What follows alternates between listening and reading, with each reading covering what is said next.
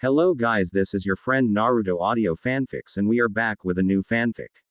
Which is what if Naruto became the Sharingan prince of the Uchiha clan, and Fem Itachi, Hinata, Ino, Tamari, Tenten and Yugito fell for him part 1. And if you enjoy this fanfic then please press the like button and subscribe to my channel for more fanfic like this. And now let's start the fanfic. Protect your sister, Naruto, a voice echoed in the darkness. You are the child of prophecy. I know it. Naruto sat up in his bed, a panting mess with sweat soaking his sheets and clothing. He looked at his clock and discovered that it was 5 o'clock in the morning, an entire hour before he usually woke up. Nevertheless, he had become accustomed to nightmares such as these, and rose from his bed with the full knowledge that sleep would continue to evade him should he choose to stubbornly stay. The death of his father and his mother, it still haunted him, even after being given 2 years to come to terms with what had happened. On a day that was supposed to be filled with such joy, all he felt was immense sorrow. That night his sister was brought into this world, only for his parents to be taken away immediately after. Naruto. A gentle, feminine voice softly called out from the other side of his bedroom door. Already composed, Naruto turned toward his door and answered, yes. As quietly as one could, the door was opened to reveal a beautiful woman with raven-colored hair and onyx eyes. She wore a simple, dark-colored blouse underneath a lightly shaded yellow apron. She looked down at the child before her and smiled sadly, the way she always did when she thought he wasn't looking. Having trouble sleeping again? The woman, her name Makoto, asked after leaning forward to get to his level. Yes. Makoto's expression grew a bit pensive as she looked at the boy she had taken in 2 years ago.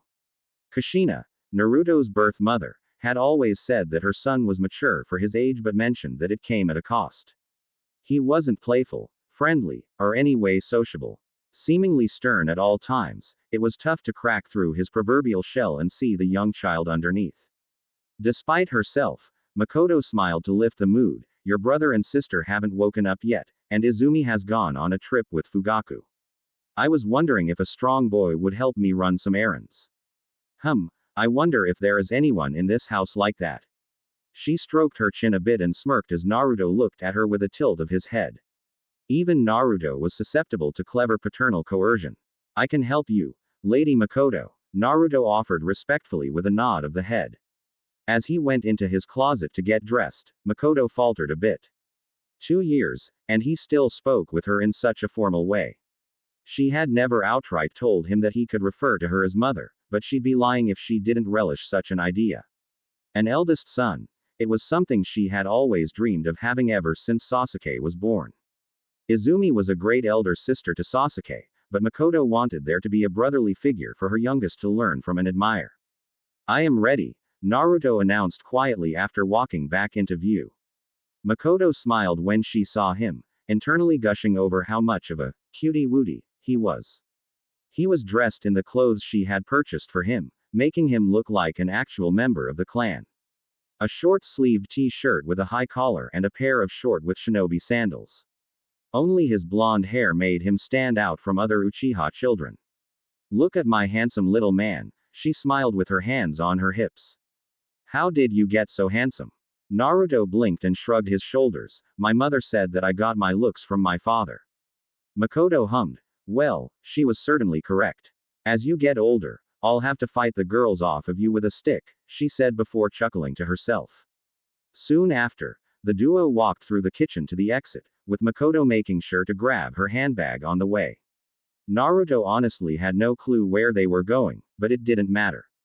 This woman was his host, and had taken him in when he had nobody else. He owed her more than a few favors. As they walked the streets, many people who were starting their days stopped and bowed at the two, or more specifically, Naruto.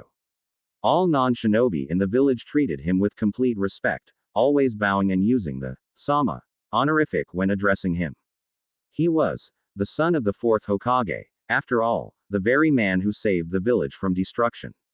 Makoto frowned at the treatment, wishing that everyone would merely treat Naruto like an ordinary boy. This had never been an issue for the 3rd Hokage's son, Asuma Sarutobi, who for the most part wasn't given any special status due to his parentage. No, Naruto was different. He was the son of the village's most celebrated, most revered hero. The two went to various stores and markets, buying several household supplies that they had been running low on. Naruto just stood at Makoto's side and watched as she navigated through the village like an expert, apparently having gone through this routine many times before. It made him wonder. Lady Makoto? He asked, speaking up for the first time in a while. She looked down at his incredibly quickly, as if excited he had spoken at all. Yes, Naruto. Do you miss being a shinobi? Makoto pursed her lips in thought. That part of her life hadn't crossed her mind in quite some time. After giving birth to her eldest daughter, Izumi, 5 years ago, she had decided to retire from her shinobi career in favor of supporting her infant child. And now that she was essentially raising two-year-old children, along with Naruto and Izumi as well, ninjutsu and genjutsu had become a distant memory. I suppose I miss the excitement, she confessed with a small smile. However, I've now come to realize that there are things more important than being a shinobi. Naruto was caught in a rare moment of confusion. Like what? They both stopped in the middle of the street, and Makoto kneeled in front of him with a smile. She then proceeded to tap him on the nose with her pointer finger. Well, you, silly, she explained with a chuckle. You, Izumi, your brother and your sister are all precious to me. I love you with all my heart. Naruto's brows raised. Sasuke is my brother? He asked. He was always confused when she made it seem as if they were actually related. Makoto smiled. Of course his is. Do you see the way Sasuke's eyes light up whenever he sees you? You are his favorite person in the whole world, his big brother. I think that is what he would want you to be for him. Don't you think? I'm Sasuke's big brother. Makoto nodded with a smile. Perhaps he was finally beginning to understand. Looking at his innocent face, for once not stuck in a look of seriousness, she decided to say something she had wanted to say for quite a while. She just hoped that if Kushina were somewhere watching, she would approve of what was about to be said. However, knowing her old friend, she knew that she would. Yes, Sasuke is your little brother, which would also make me your mother. Naruto looked up at her and blinked several times. She assumed that for Naruto, this was pretty much the same as an ordinary person tripping forward in surprise. As she waited anxiously for him to respond, she hoped to God that she hadn't crossed any boundaries. Naruto was old enough to remember his mother, and the last thing Makoto wanted was him thinking she was trying to replace Kushina. Okay. I understand now, Naruto said after having composed himself. Thank you for taking me out with you this morning, mother. Everything froze, and the world seemed to light up around her. After all of this time, she felt that she had finally broken through. She had finally made it clear to Naruto just how she felt about him as a part of her life. He wasn't a guest at her house, he was family. She embraced him and cried into his shoulder.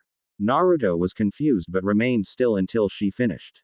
He owed her as much, after all, and he would probably never be finished repaying her. Father, what are we doing here? Izumi asked calmly as she and her father stood at the edge of a dock. Fugaku, a stern man and the patriarch of the Uchiha family, stood with his arms crossed and his eyes closed. Quite unlike his wife, he was never one for small talk or touching moments. As the leader of his clan, it was his duty to manage things, and that required a level head and even mind. Show me, was all he said. Izumi was smart enough to figure out what he was requesting, and nodded before weaving through several hand signs. Once she reached the end, she placed her hands in the tiger seal, and filled her chest to capacity with fire chakra. Once it reached the limit, she expelled the chakra out of her mouth in the form of a flame, a continuous torrent of fire that covered a significant portion of the lake before dissipating after being extinguished. Other than a widening of the eye, nothing much changed in Fugaku's demeanor as he watched his daughter's impressive display. Displays of utter genius were something he had come to regularly expect from her, after all. You were capable of this, and yet you lost your place at the top of the class. It wasn't a criticism, nor was there any anger behind his words, just curiosity. Izumi turned to face him, her expression calm, not offended by his words in the slightest. Naruto-kun was transferred to my class recently, father. Upon hearing the news, Fugaku's shoulders sagged in a bit of relief. At least it was Naruto, a ward of the Uchiha clan, who stood atop the academy rankings. His worst fear was that some nobody would surpass his daughter for the top spot. He hated having to be so superficial, but such things mattered now that the clan's standing in the village had taken a steep decline. That boy is an era-defining talent. I cannot fault you for being behind him, Fugaku said, in his own attempt at reassurance. He is not a fair comparison for anyone your age. Izumi noted a hint of pride in her father's voice, and it made her happy. Out of all the members of their family, her father had been the least close with Naruto. Therefore, to hear that he was at least proud of the strength of his adopted charge brought Izumi great relief. She would be sure to inform mother later. Nevertheless, I don't want you to be content standing behind him, Fugaku continued as he and his daughter left the dock. Attempt to surpass him, or at the very least reach him. You represent the Uchiha at the utmost level. Izumi tilted her head, but Naruto is a member of our clan. He represents the Uchiha as well. Fugaku shook his head. You are wrong. He is a ward of this clan. Only someone of our blood can be called our kin, he explained. We can care for him as if he is one of our own, but he will always be an outsider in some ways. He may represent us as you say, but only to an extent. You are of my blood, and I wish for you to stand at the top. If Naruto is not one of us, then how does he have the? Fugaku turned to her sharply, sternly interrupting her words. That piece of information is not to be spoken aloud, he explained. The Hokage forbade it until he deems it to be public knowledge, and I agree with his decision. For now, make no mention of Naruto's eyes. Understood. Yes, father. The father-daughter duo then walked through the streets of Konoha in relative silence. Neither were considerably talkative, and were actually more content to just observe and listen to others before speaking. Only when among the entirety of their family did they chose to open up a bit more, but they never became chatty. Naruto was similar to them in that regard. Father. Yes. I like spending time with Naruto. I don't see him as an outsider.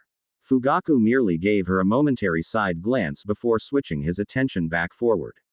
Izumi knew that if he disapproved of what she had said, he would have made it known, so she took his silence as acceptance. He may view Naruto as a mere guest in their house, but she didn't, and apparently, he was okay with her feeling that way. You are to remain friends to that boy only, do you understand? He then said, ending the unspoken communication with a verbal statement. Izumi honestly had no clue what he meant. What could we be other than friends, father?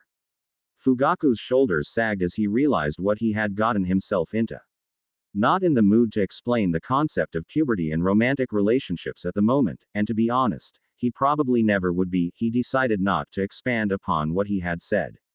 You will understand when you are older. But for now, just do as I say. I'll ask again, do you understand? Izumi nodded, knowing that there was no other alternative when given a command from her father. Nevertheless, a part of her was still curious about what he meant, but she decided to simply forget about it. Her father deemed it unnecessary to tell her, so she would just do as he said. Still, she wasn't finished speaking. What do you think of Naruto, father? Do you resent him? She asked. Her father looked down at her sternly. What has gotten into you today, child? He asked, apparently not a fan of being asked so many questions. I am merely curious, father. Fugaku fixed his stern gaze on his daughter for a few moments longer before sighing. Naruto living with us makes your mother happy, he explained. Izumi opened her mouth to speak again, but a look from her father told her that he would be receiving no more questions today. Deciding that she had been pushing her luck as it was, she closed her mouth and remained silent as they made their trek back home.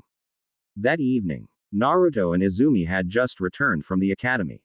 For the most part, they hadn't spoken to each other all day, which wasn't unusual. Naruto was probably even less talkative than her father, and with her being who she was, there wasn't much conversation to be had. Still, she relished this time together with him. He was her best friend, her most precious person. As she reached for the sliding doors of their home, she looked at Naruto with a knowing smile. Are you ready?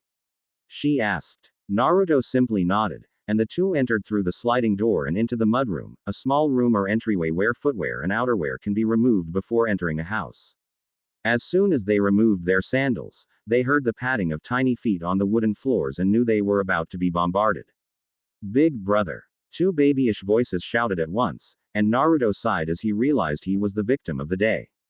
The first little blur slammed into his legs, and he looked down to see Sasuke gazing up at him with a mixture of love and excitement. Then, the second one attacked. Somehow, his little sister, Mito, became airborne, and latched onto his face like an annoying little tick. His little sister then began tugging on his hair as if it were a toy. Izumi merely watched in amusement as Naruto was showered with all the love and affection that was humanly possible. Despite it all, he remained stone-faced, which only made the scene even more hilarious. He was like a statue with two little children climbing all over him. It was amusing, to say the least. Izumi, get them off. Izumi hummed. I don't know, Naruto, I don't think that's what they'd want. Right. Mito looked at Izumi with a toothy grin. Not what we want. Not what we want, she chanted before planting a wet kiss on her elder brother's cheek. Sasuke remained standing on the floor, near Naruto's legs, and looked back toward Izumi. He frowned at her and wrapped his little arms around Naruto's leg possessively. Izumi could only sigh in amusement. Sasuke had always been incredibly possessive of his big brother, Naruto. It was actually very odd. Despite Sasuke being Izumi's biological sister, Naruto seemed to be his favorite elder sibling. The opposite was true as well, with Mito favoring Izumi a bit more. Izumi herself couldn't complain though, as she knew that the two children were merely attached to sibling figures that were the same gender as them. Mito then looked toward Izumi and leapt from Naruto's face toward her. She was caught deftly in her elder sister's arms, and she buried her little face in his sister's chest. Naruto seemed to be relieved to have been removed of the little pest, but was forced to look down when he felt a tugging on his pants. He then saw Sasuke extending his hands, evidently desiring to be held. Naruto sighed before reaching down and taking the little boy in his arms. Sasuke smiled up at him lovingly, and Naruto remembered what Makoto had told him earlier in the day. Sasuke indeed considered him to be his elder brother. Sasuke then looked toward Izumi and Mito and scowled. Girls are annoying, big brother, he said in a pouty voice. Naruto followed his brother's gaze and could barely make out Izumi telling Mito some kind of story, with the latter of the two laughing like an evil little goblin. God, she was a weird kid. That may be so, but it will one day be your job to protect those two, Sasuke, Naruto said, earning a look of confusion from his brother. It is your duty as a man. Duty. Naruto frowned, realizing Sasuke wasn't at the point at which he could understand such things. This was one of the reasons he didn't like infant children. They were no more intelligent than dogs. You will understand someday, Naruto explained. Okay, big brother. I'll be smart and strong like you. Naruto felt something tugging at his chest, and quickly realized that it was affection. No matter how much he concealed his emotions, it was undeniable that he cared for Sasuke, to the very same extent that he cared for his Mito. There was no denying it now. Lady Makoto was right. Lady Makoto will have prepared dinner for us by now, Naruto explained before hoisting Sasuke up and placing him on his shoulders, causing the child to giggle with glee. Let's go, little brother, he then said, causing Sasuke's eyes to widen in surprise. His mouth opened and closed several times before muttering in awe, big brother just said. Izumi was unable to hear the rest, however, as Naruto carried Sasuke out of the mudroom and toward the kitchen where she had little doubt a meal would be waiting. After they left, she looked at where they had been standing with a small smile on her face. That was the first time Naruto had ever addressed Sasuke as a sibling. It was certainly a moment to remember. Big sis, Mito said, poking Izumi's cheek with her finger. I'm hungry. Izumi sighed. You're always hungry, Mito, she responded. Feed me. She sighed once more. Mito really was a strange little girl. Mother will feed you. I'll take you to her now. Yay. A night like all others. Naruto stood in his room, alone, as sleep evaded him for yet another evening. The house was quiet, so he knew that everyone was fast asleep. He made sure not to make any movements that would perhaps wake anyone up, and just stared at himself in the mirror. His mother had been right all those years ago when she said he had inherited his looks from his father. The spiky mop of blonde hair, the cerulean eyes, and the angular face made him nearly a copy of the fourth Hokage. Only the strange, whisker-like birthmarks on his cheeks made him appear any different. He then, however, closed his eyes, only to open them once more to see a striking change. No longer were they like his father's baby blues, for they were now blood red, with two tomo surrounding the pupils. They were the Sharingan, the legendary dojutsu of the Uchiha clan. The eyes that reflect the heart, he mumbled to himself. If one were to ask how he awakened such eyes without any Uchiha blood running through his veins, he'd be unable to answer. Not even Lord Fugaku, the very head of the clan, had any idea why he had awakened the precious dojutsu. Nevertheless, he decided to take him in after making the discovery, not wanting the Sharingan to exist outside of the clan's control if he could help it. Kakashi Hatake already possessed one of their eyes, so they did not need another such person. Father, mother, he thought to himself, thinking back on the day they had died. He had been there. He had seen their bloodied bodies struggling so very much to stay alive as they cradled his infant sister. Protect your sister, Naruto, was all his father managed to say before passing. You are the child of prophecy. I know it. To what prophecy was he referring? Naruto had spent quite some time trying to figure it all out, but he was no closer to understanding now than he had been 2 years ago. It had become so evasive that he ended up foregoing his goal to discover the truth.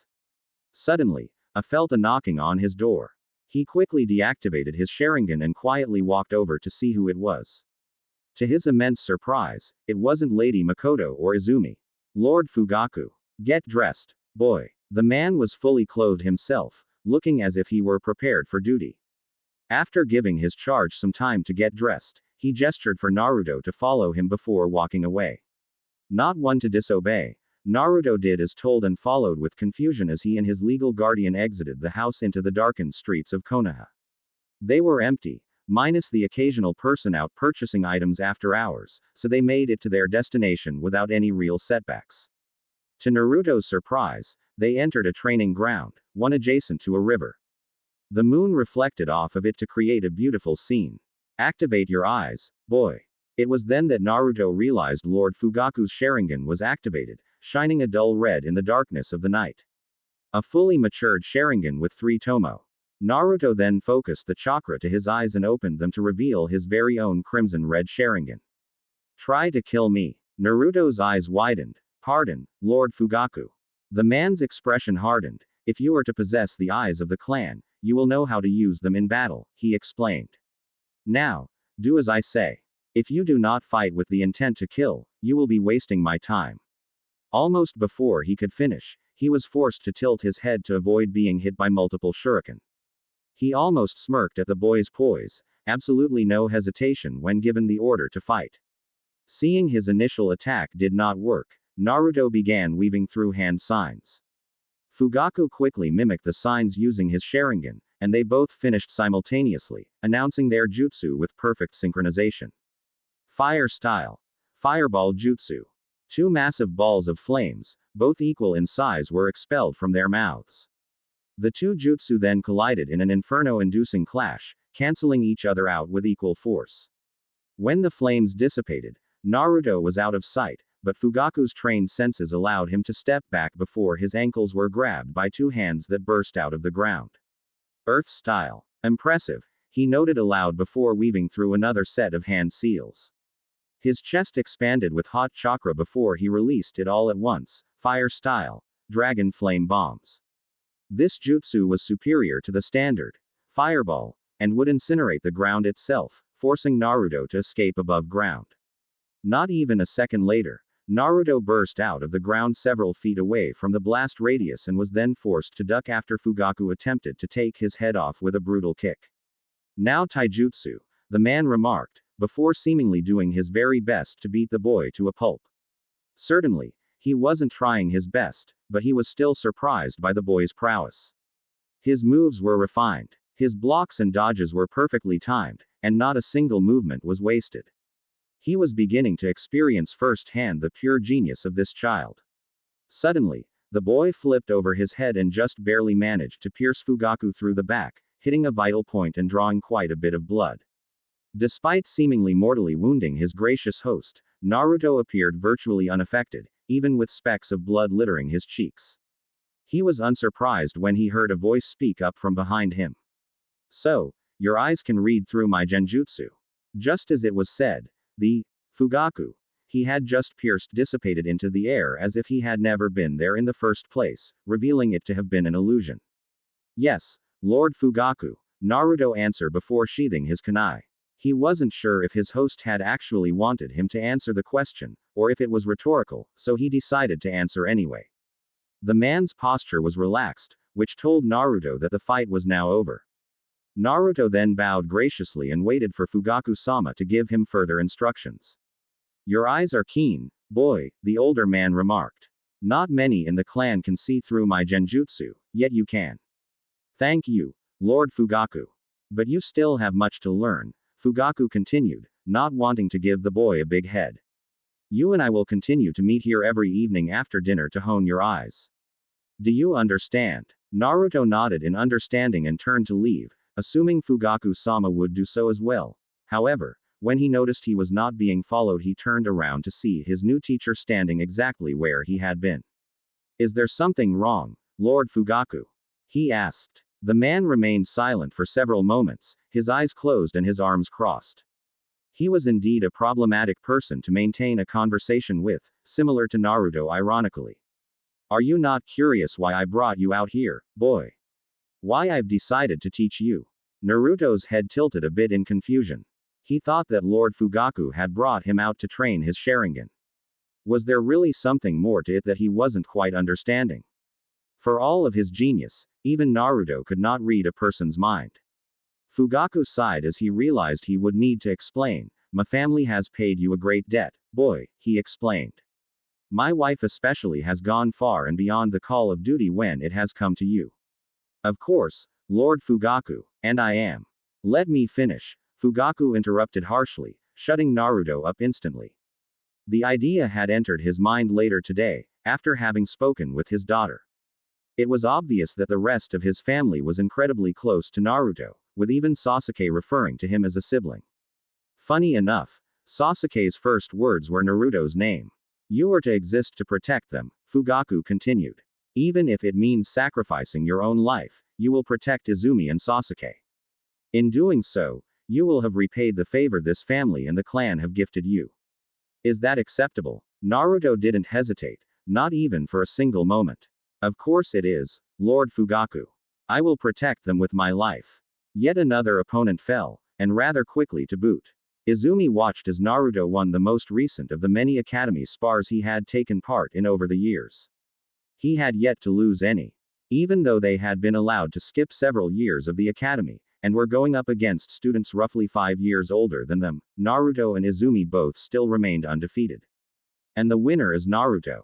The instructor, much to the chagrin of the boys in the class. A 7-year-old continually defeating them hurt their egos quite a bit, Izumi assumed. Izumi just didn't get it. She had long since realized that Naruto was stronger than her, and never felt as if she herself was inadequate. Because, unlike the rest of her peers, she was able to recognize just how talented Naruto actually was. People often called her a prodigy, but in her opinion, Naruto was the real prodigy of Konohagakure. Congratulations on yet another victory, Naruto, she said after he returned to her side. Naruto shrugged, it was nothing impressive. You would have trounced him as well. His comments were heard by a couple of boys to their right, a group which included the very student he had just defeated. From what Izumi could remember, the boy's name was Tenma Izumo. He hailed from a relatively obscure clan, but still remained incredibly prideful of his lineage. Predictably, he did not take Naruto's words well. What was that you said, brat? He asked as he and his friends came forward. Naruto himself merely gave the group of bullies a glance and said, my apologies, I didn't mean to offend you. Tenma clenched his teeth in irritation. He hated Naruto and Izumi both, but Naruto especially. Why were they allowed to skip grades? Why would they be allowed to graduate early?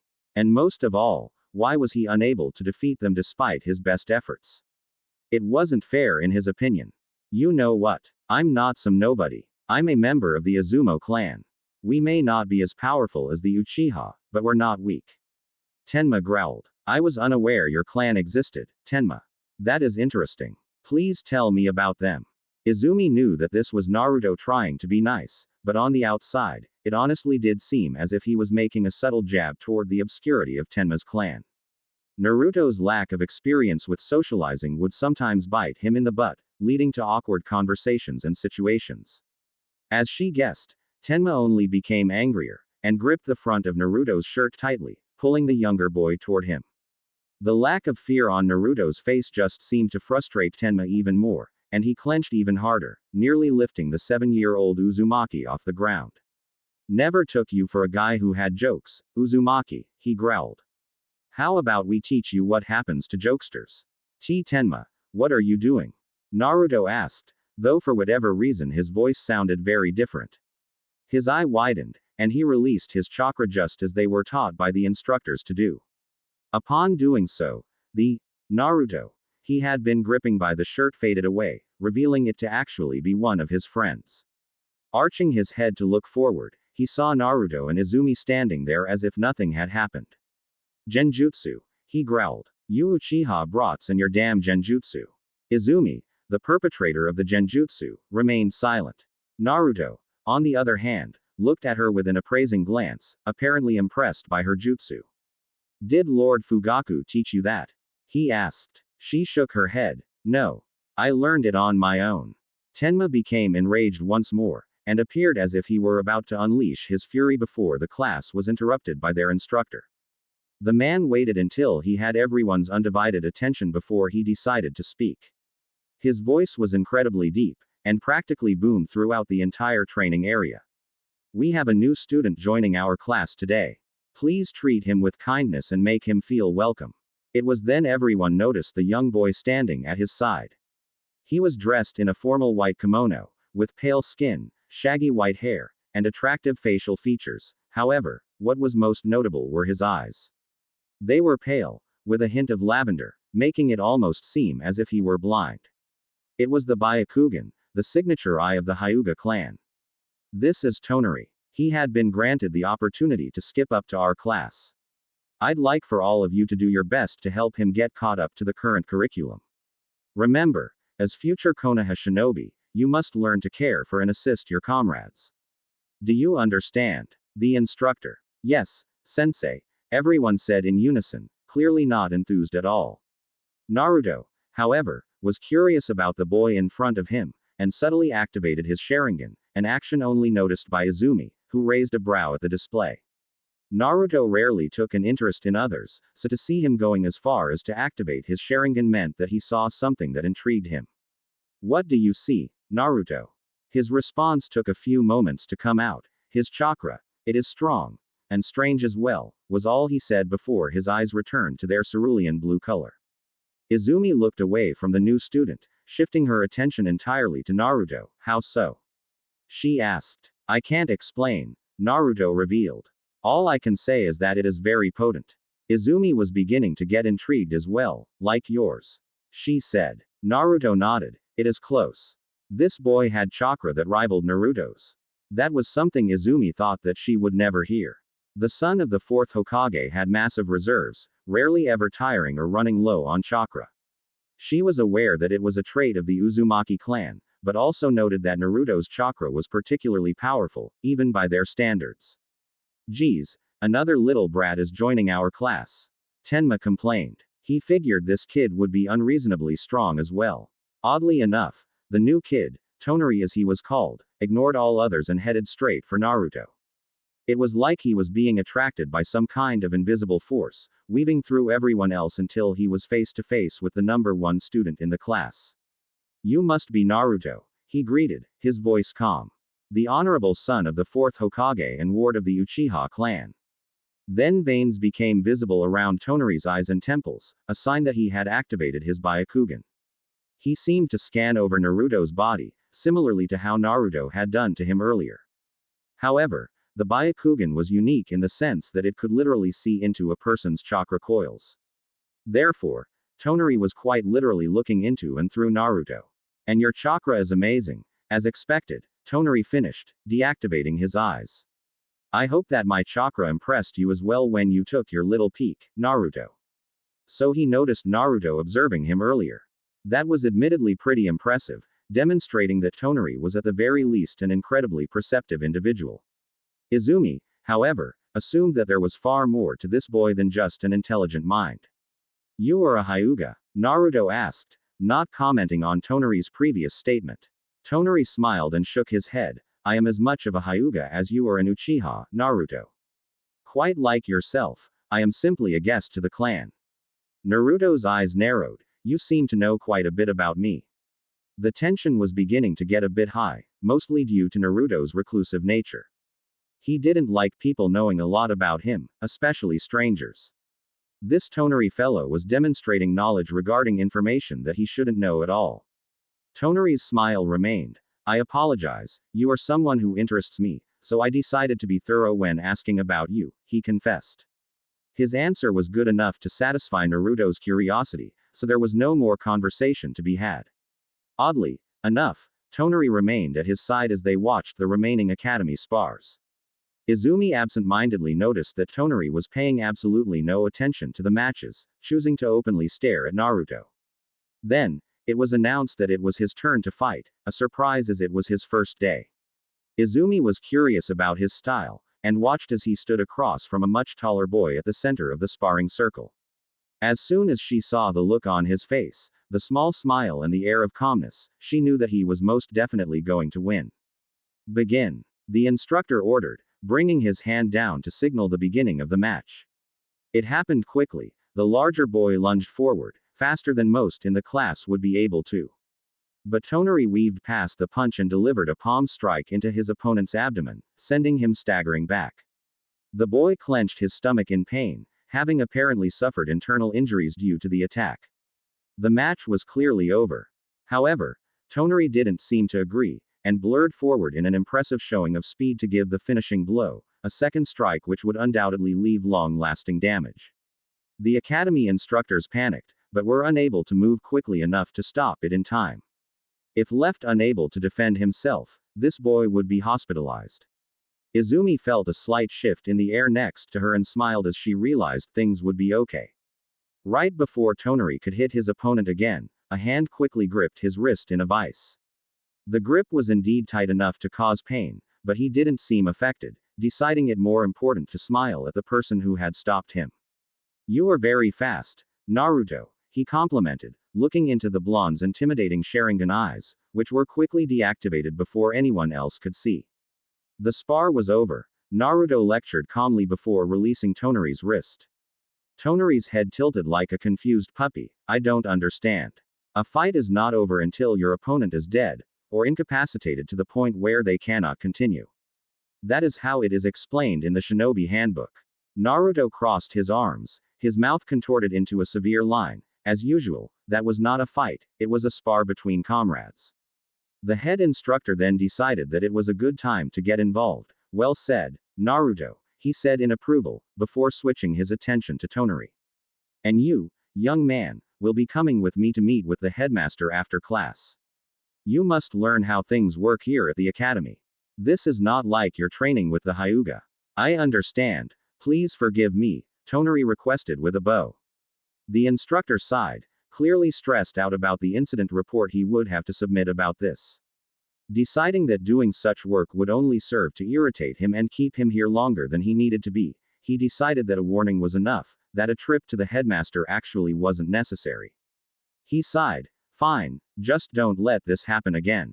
Tonari nodded in understanding before looking toward Naruto with a smile. "Thank you, Naruto," he said. "You saved me from a lot of trouble." Naruto quietly walked away back toward Izumi, and the two prepared to return home after class was dismissed for the day. Though as they left, Izumi noticed Tonari watched them intently in the corner of her eye. "Come now, and stop babbling like a fool," Naruto lectured as he and Sasuke were walking through the streets of Konoha. Sasuke was gripping his younger brother's hand with his own tiny appendage but was having trouble keeping up due to his stubby legs. Eventually, he became frustrated and began pouting and complaining as all children did, much to Naruto's irritation. Makoto-sama had lamented that he spend more quality time with Sasuke, so he was taking the young child to the river where he would teach him how to fish. As expected, Sasuke was excited as could be by the news, and practically bolted out of his room after being informed. Big brother, he said, continuing to complain. My legs are tired. Naruto stopped and sighed before placing the two fishing poles and the tackle box on the ground. He then crouched down so Sasuke could climb atop his shoulders. The boy climbed up with glee, and after making sure he was secure, Naruto picked the equipment back up and rose to his feet. Grab my head tightly and don't allow yourself to fall. He could feel the bottom of Sasuke's chin tap against the top of his head as the boy nodded in understanding. He could feel the corners of his mouth curling up a bit despite himself. Now that it was just the two of them, Naruto felt his affection for his new little brother reach new heights. The brothers continued on in relative silence, watching as the crowds of villagers passed them by, with many stopping to bow to Naruto as they did so, utter words of praise and thanks. Sasuke could only watch in extreme confusion as these strangers he had never before met acted so familiar with his big brother. Big brother, do you know them? He asked, feeling possessive. He didn't know that his big brother was so famous. No. Sasuke tilted his head to look down at his big brother's face, then why do they act like they know you? Naruto frowned a bit as he had to explain, because they are sycophants. Is being a sideshow fan the same as being friendly? No, Sasuke, Naruto responded tersely. It is not. Even Sasuke, as young as he was, could tell that his big brother didn't want to talk about it anymore, so he held his tongue. His brother always had a way of answering questions in a way that made things even more confusing. Sasuke even asked his mother once why that was, and all she said was, "Your big brother is a smart boy," and continued on making dinner. Deciding he didn't like the silence, Sasuke spoke up again. I'm going to catch a big fish, big brother. He declared with a megawatt smile. So big that it could feed the whole clan. Naruto looked up to see his little brother's happy face looking down at him and couldn't help but smile himself. You have to learn how to catch fish first, Sasuke. After that, you can get to work feeding the clan. Yeah, but you'll be teaching me, big brother. Sasuke responded. You're the best at everything. Naruto's smile persisted. Actually, Izumi is much better at fishing than I am, he confessed. Sasuke looked down, his expression aghast. Big brother. You're lying, he said, not believing it for a second. Shaking his head in amusement, Naruto continued on until they finally reached the dock. When he stood before it, he could not help but be dragged into the past. He had been here many times during his childhood but hadn't returned since his parents died. This was the first time. We're here, Sasuke, he announced quietly before placing the equipment on the dock and lifting his brother off of his shoulders. Opening the tackle box, he pulled out two fishing bobbers, a plain one for himself, and one designed to look like the Uchiha emblem for Sasuke. The two siblings then tossed their lines into the water, with Naruto doing the majority of Sasuke's work for him, and sat in silence as they waited for a bite. Why would a fish bite a hook, big brother? Sasuke asked, ending the comfortable silence. Naruto looked at Sasuke from the corner of his eye, because, Sasuke, the lures at the end of our lines attract the fish, and trick them into thinking that they are biting food. That's dumb, big brother. I wouldn't fall for that. I would hope that you wouldn't, Naruto continued with a slight smile. Fish are not intelligent creatures, at least when compared to humans.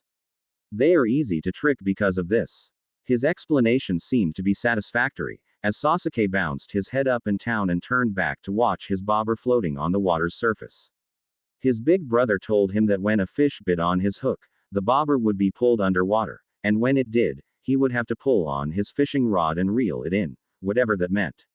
He was just going to pull on his fishing rod really hard. Naruto waited calmly, watching both his and Sasuke's bobbers with his keen eyes. There was the possibility that Sasuke wouldn't be able to react fast enough to catch a fish since he was so young, so Naruto was ready to help as soon as he needed to.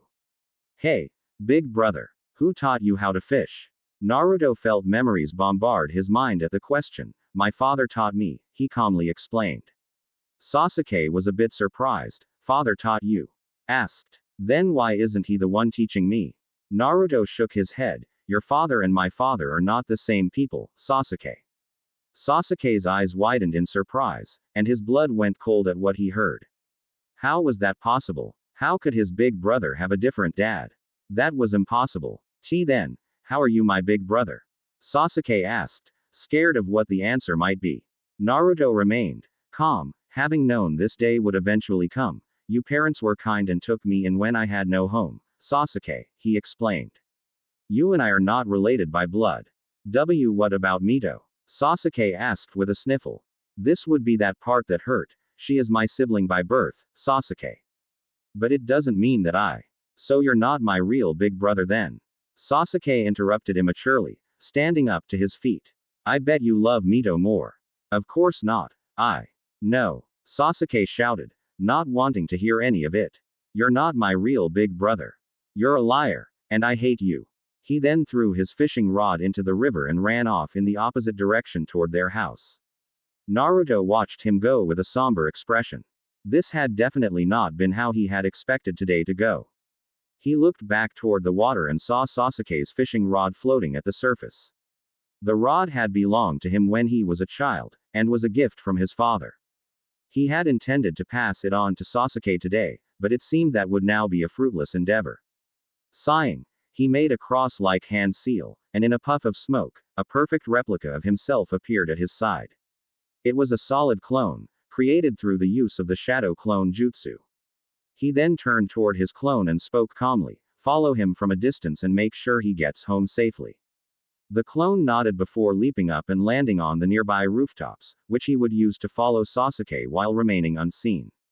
Once that was taken care of, Naruto focused chakra to the soles of his feet and began walking on the water's surface to retrieve the fishing rod.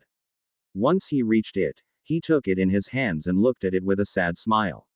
So many happy memories were created with this very fishing rod, and he had hoped that he could use it to create even more with Sasuke. This was truly a saddening day. He then saw his reflection on the surface of the water and was reminded of something.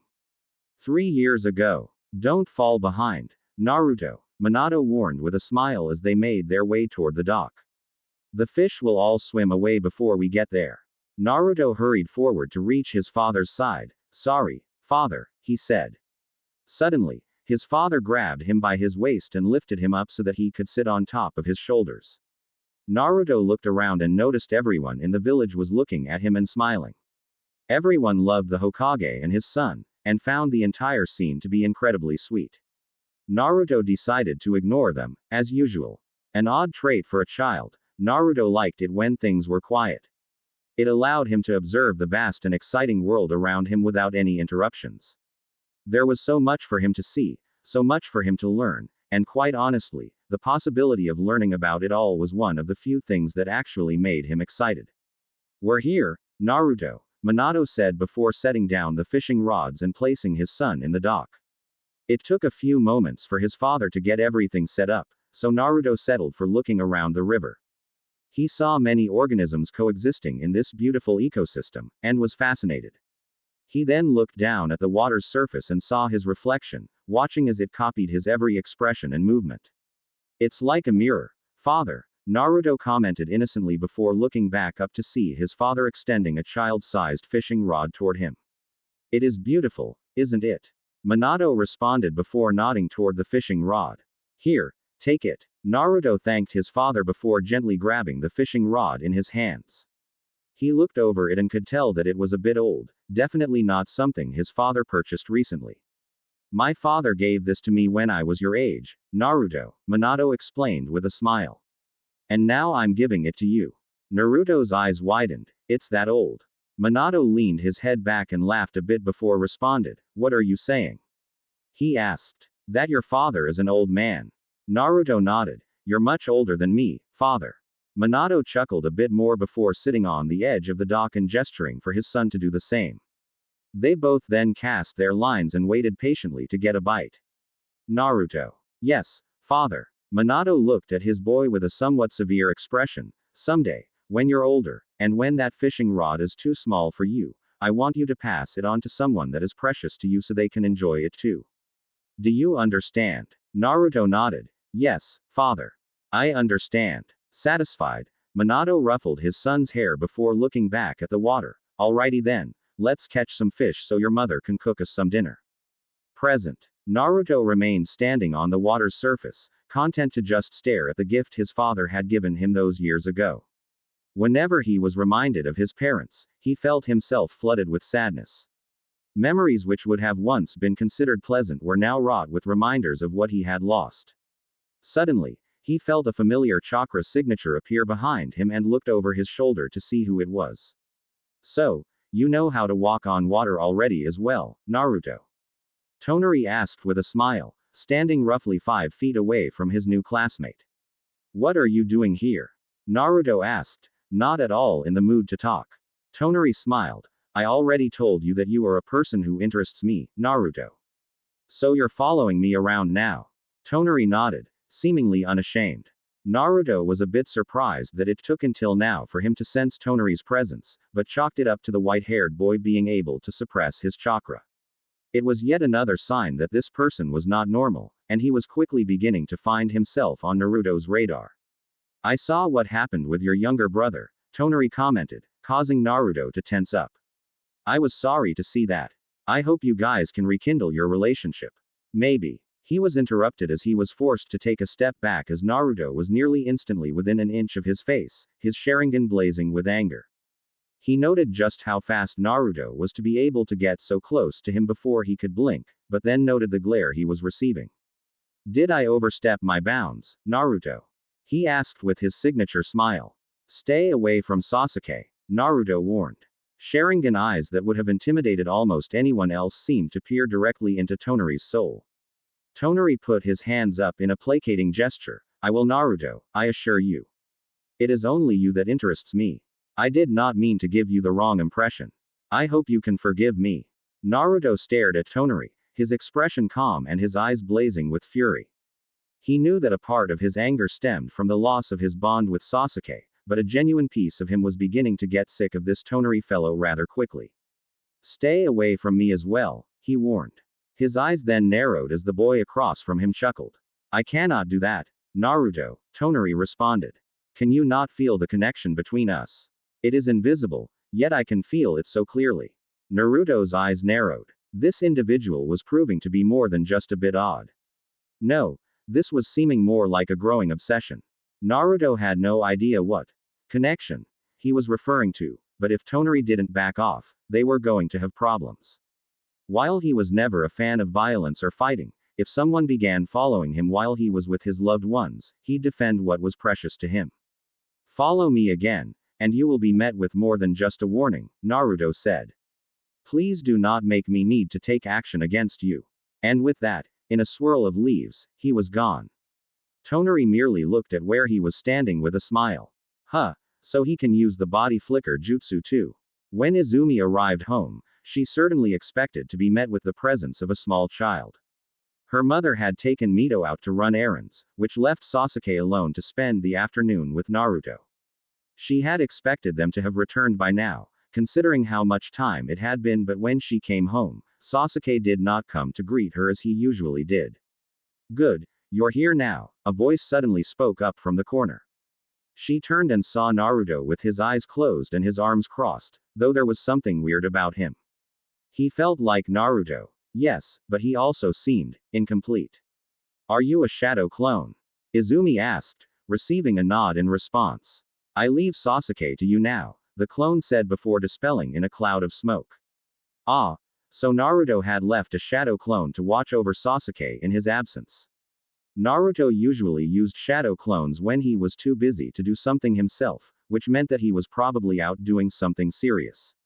Maybe he was training with her father again. She walked out of the mudroom and entered the house.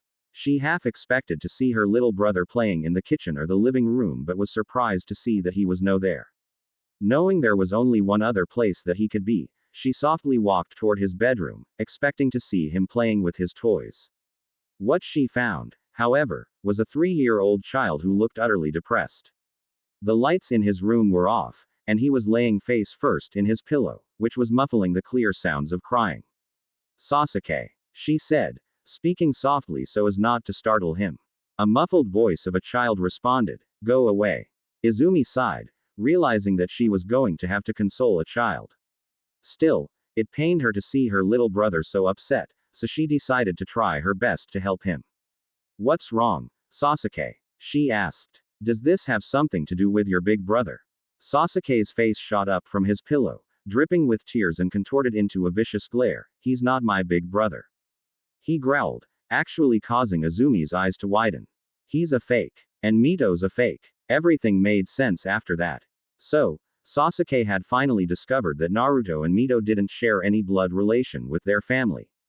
A part of her assumed that he knew, since two parents with black hair don't produce blonde and red-haired children. Though to be fair, this was a 3-year-old she was dealing with. Did Naruto tell you? She asked. Sasuke stuffed his face back into his pillow and nodded. Why Naruto chose today of all days to reveal the truth, she would never know, but knowing him, it was something that he couldn't avoid. Either way, Sasuke had to learn sooner or later, so she supposed it was now or never. She placed her hands on his shoulder until he finally looked toward her. Naruto and Mito are the children of the fourth Hokage, she explained, causing Sasuke's eyes to widen.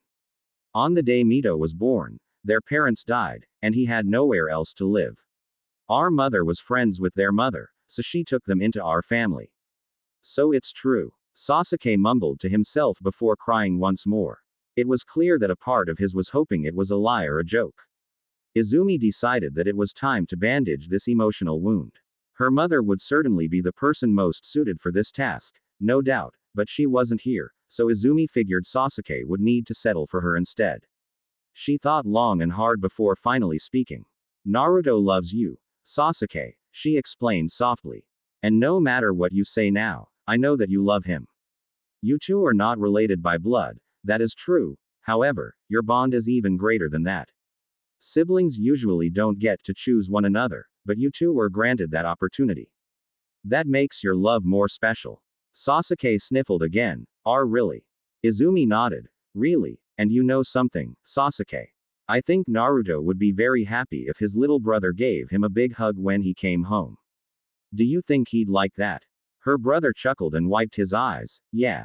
I bet he thinks about my hugs all day long. He tries to act all cool, but I know he likes them. His quick shift in emotion made her smile. Children were so complicated, yet at the same time, so simple. Well, there you go, Izumi said before standing up. Now, let's get you cleaned up before everyone returns home. They prepared to go to the bathroom, but were interrupted by the sound of the sliding doors of the mudroom opening.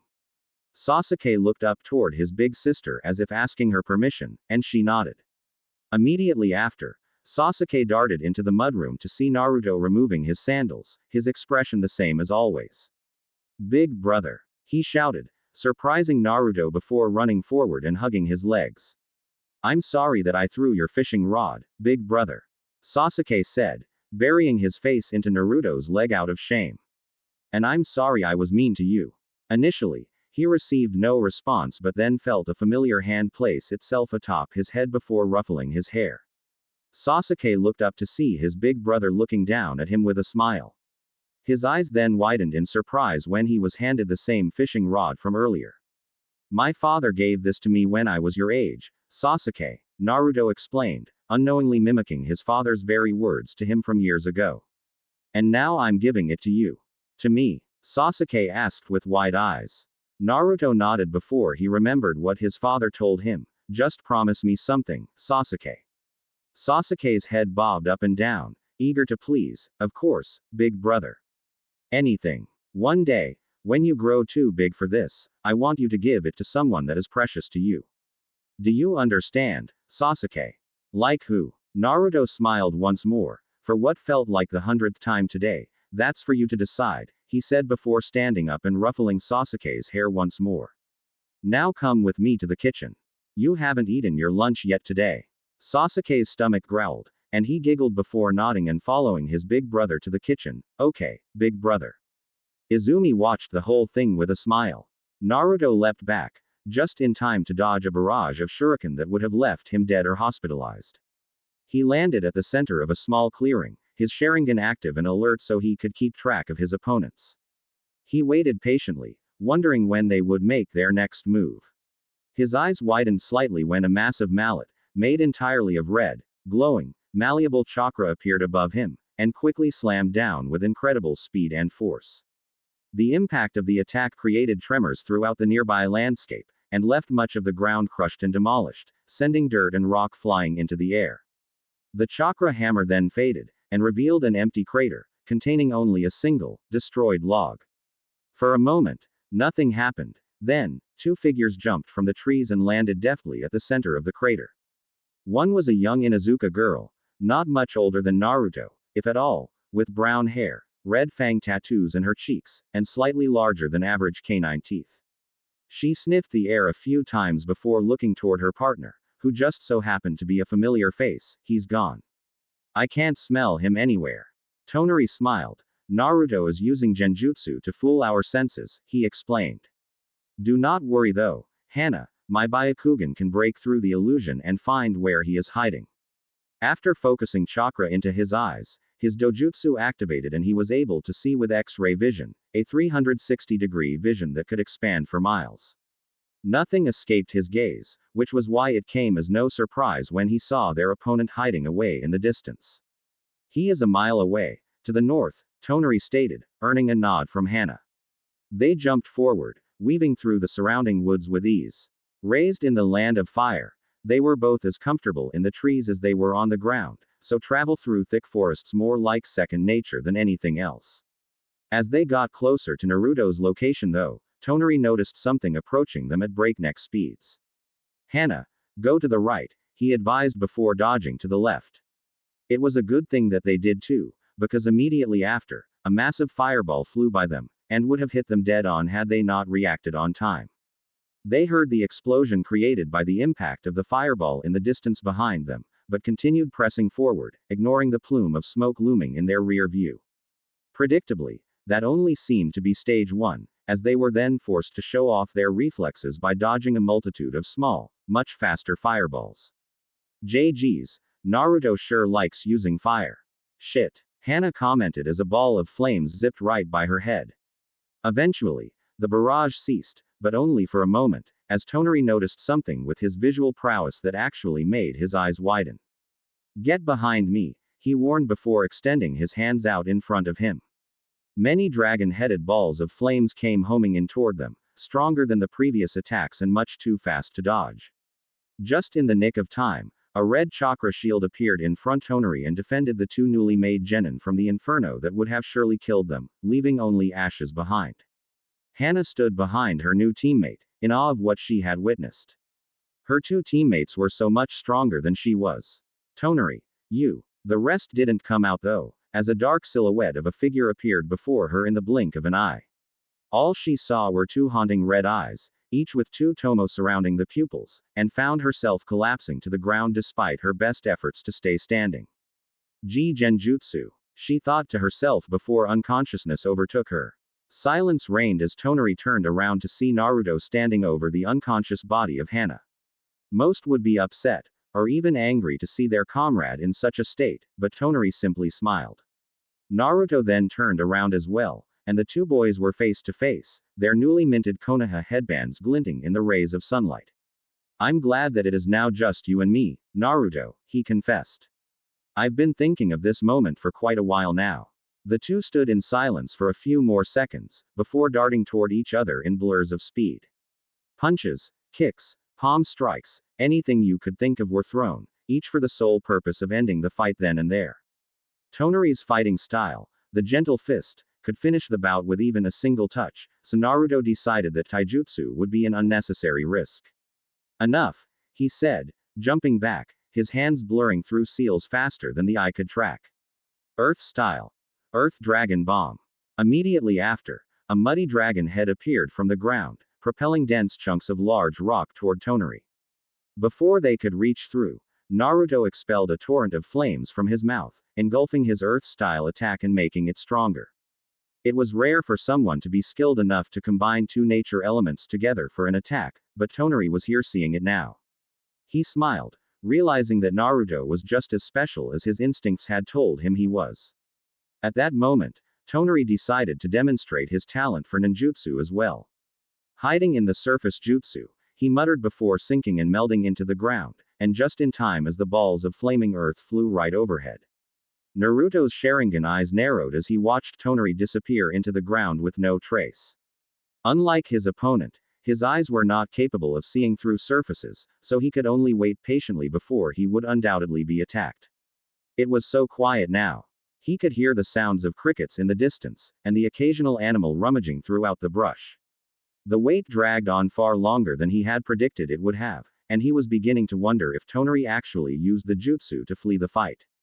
I'm here, Naruto, a voice behind him said. He turned around to see Tonari standing behind him with a smile.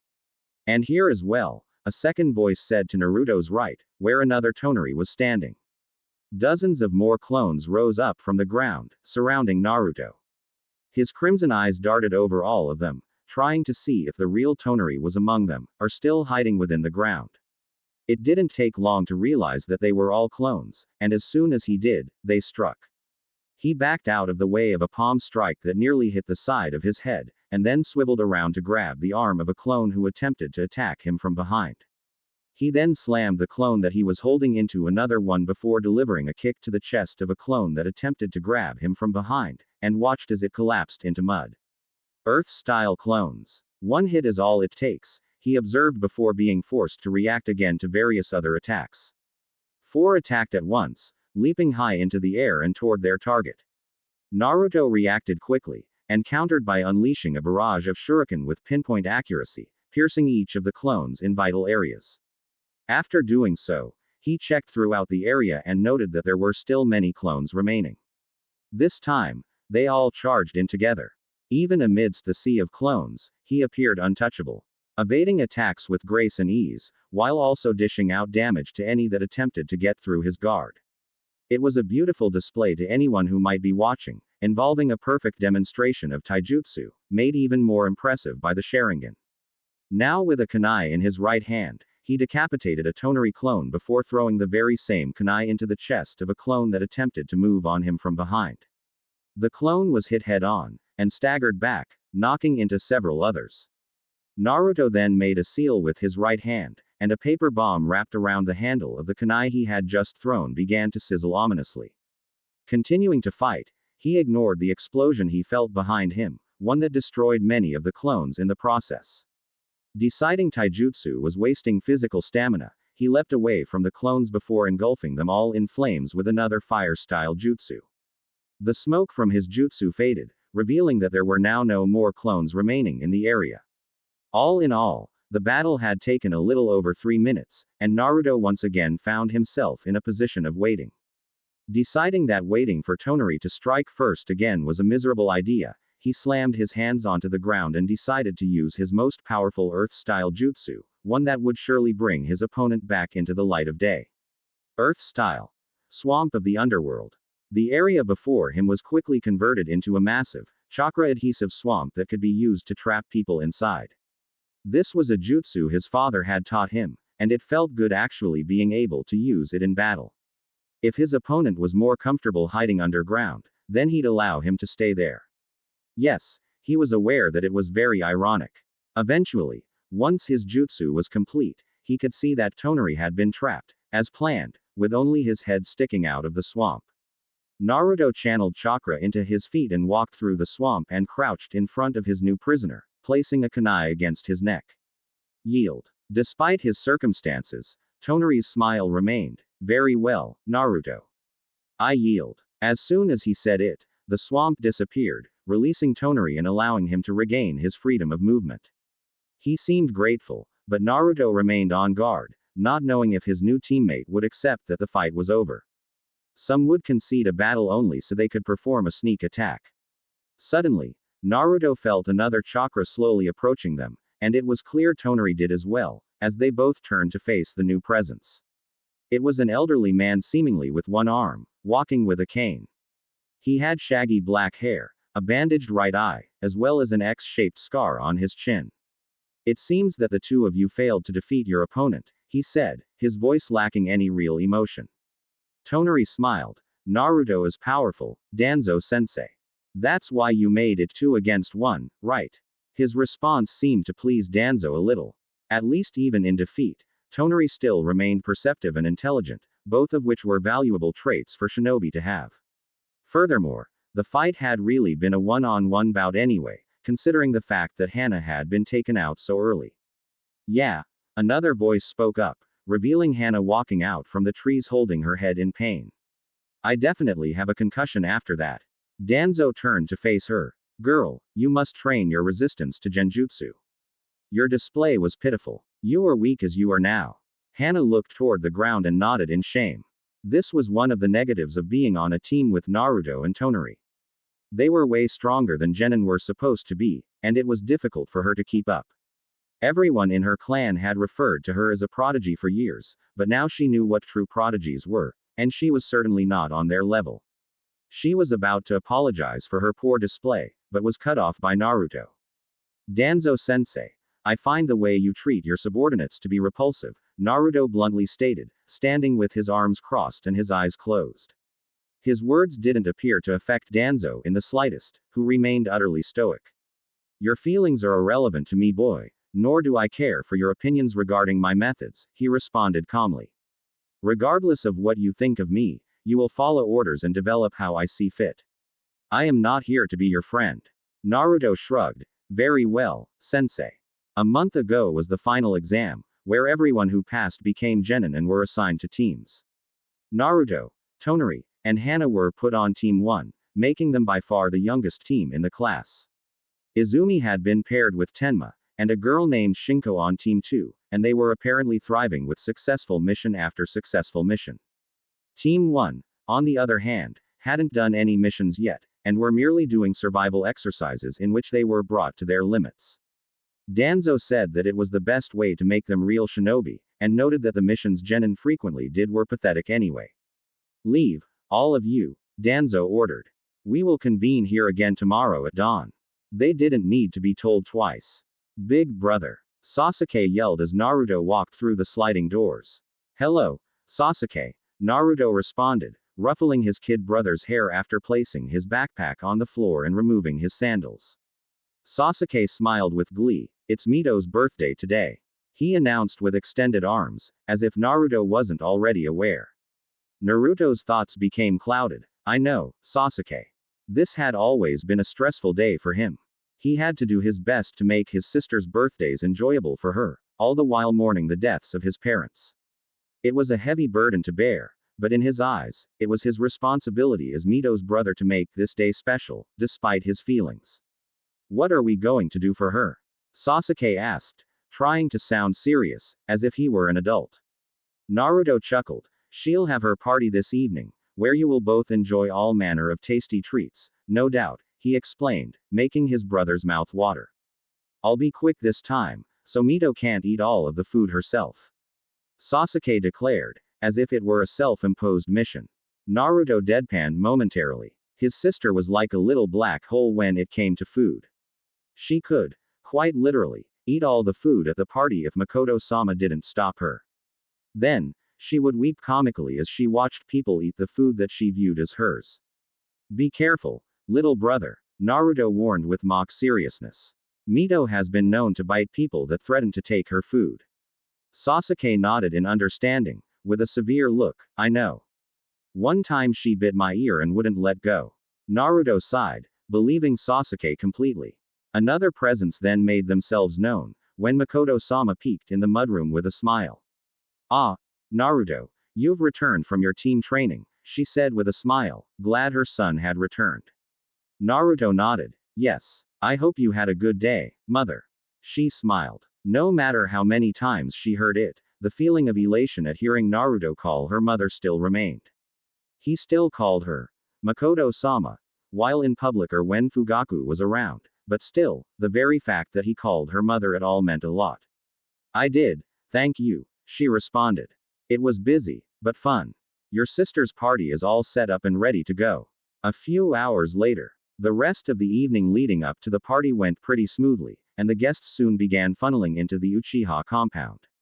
The party mostly consisted of other clan children, including those from the Hyuga, the Nara, the Yamanaka, the Akamichi, the Aburame and the Inazuka. Naruto stood at the side as he watched his sister playing tag with her friends, feeling a bit out of place in this environment. He found it a bit depressing that he was more comfortable in battle with a kunai in his hand than he was at his own sister's birthday. When he noticed Izumi approaching, he did his best to hide his discomfort. Mito seems to be enjoying herself, Izumi remarked after reaching his side. Naruto nodded. Yes, he said in agreement. All that matters today is that she is happy. Izumi looked at him in her peripheral vision and watched as he stared at his sister, who was enjoying herself as much as a child could on their birthday. She found his love for his little sister to be incredibly beautiful, as cute as anything could be. Nevertheless, she could not ignore his demeanor. What about you, Naruto? Are you happy? She earned a sharp look in response, but refused to waver under his gaze. She was smart enough to know when Naruto was sad or upset, no matter how adept he was at concealing his emotions from view. And based on what she had seen after minutes watching him, he was secretly miserable, and she had a good idea why. This day must be tough for you, she continued. Just know, if you ever need to talk about it, I'm here. Noted, was all he said in response, effectively ending the conversation before it could really even begin. It was always tricky to get Naruto to talk about his feelings, and October 10th was always when it was the most difficult. Every year, he'd spend his day with Mito, and then, in the evening, he'd disappear and not return until the following morning, acting as if nothing had happened. After a while, people eventually stopped asking where he had been. After a while, it came time for the party games, and Izumi watched in amusement as Mito did her best to pin the tail on the donkey. Izumi, and basically everyone else, found it incredibly hilarious when the girl tried to pin the tail on Fugaku, much to his irritation.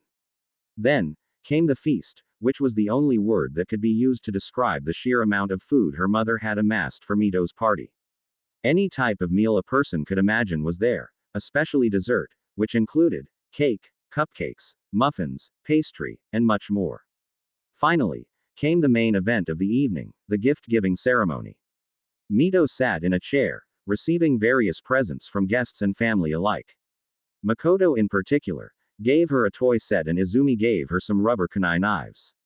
The funniest gift was from Sasuke, who gave her a lifetime supply of free hugs coupon, clearly Makoto's idea, much to everyone's amusement. Eventually, it became Naruto's turn. He hid his gift behind his back as he approached his little sister's seated position. Quite honestly, he was a bit excited to present this gift to his sister, since it was an item that had been very close to his heart for some time. His mother's hair clip. Years ago. Mother, Naruto said as he watched his mom working in the kitchen. She looked over her shoulder and smiled, all the while still cutting vegetables without even looking. Yes, Naruto. Why does father sometimes call you the red-hot-blooded habanero? He asked with a tilt of the head. Kushina smiled as she recalled the memories of her childhood, and Naruto wished that he could visualize what she was thinking. His mother was a lovely woman, who doted on him since the day he was born. Though, at the same time, she could be a strict disciplinarian, unlike his father, who didn't have the stomach to yell at him.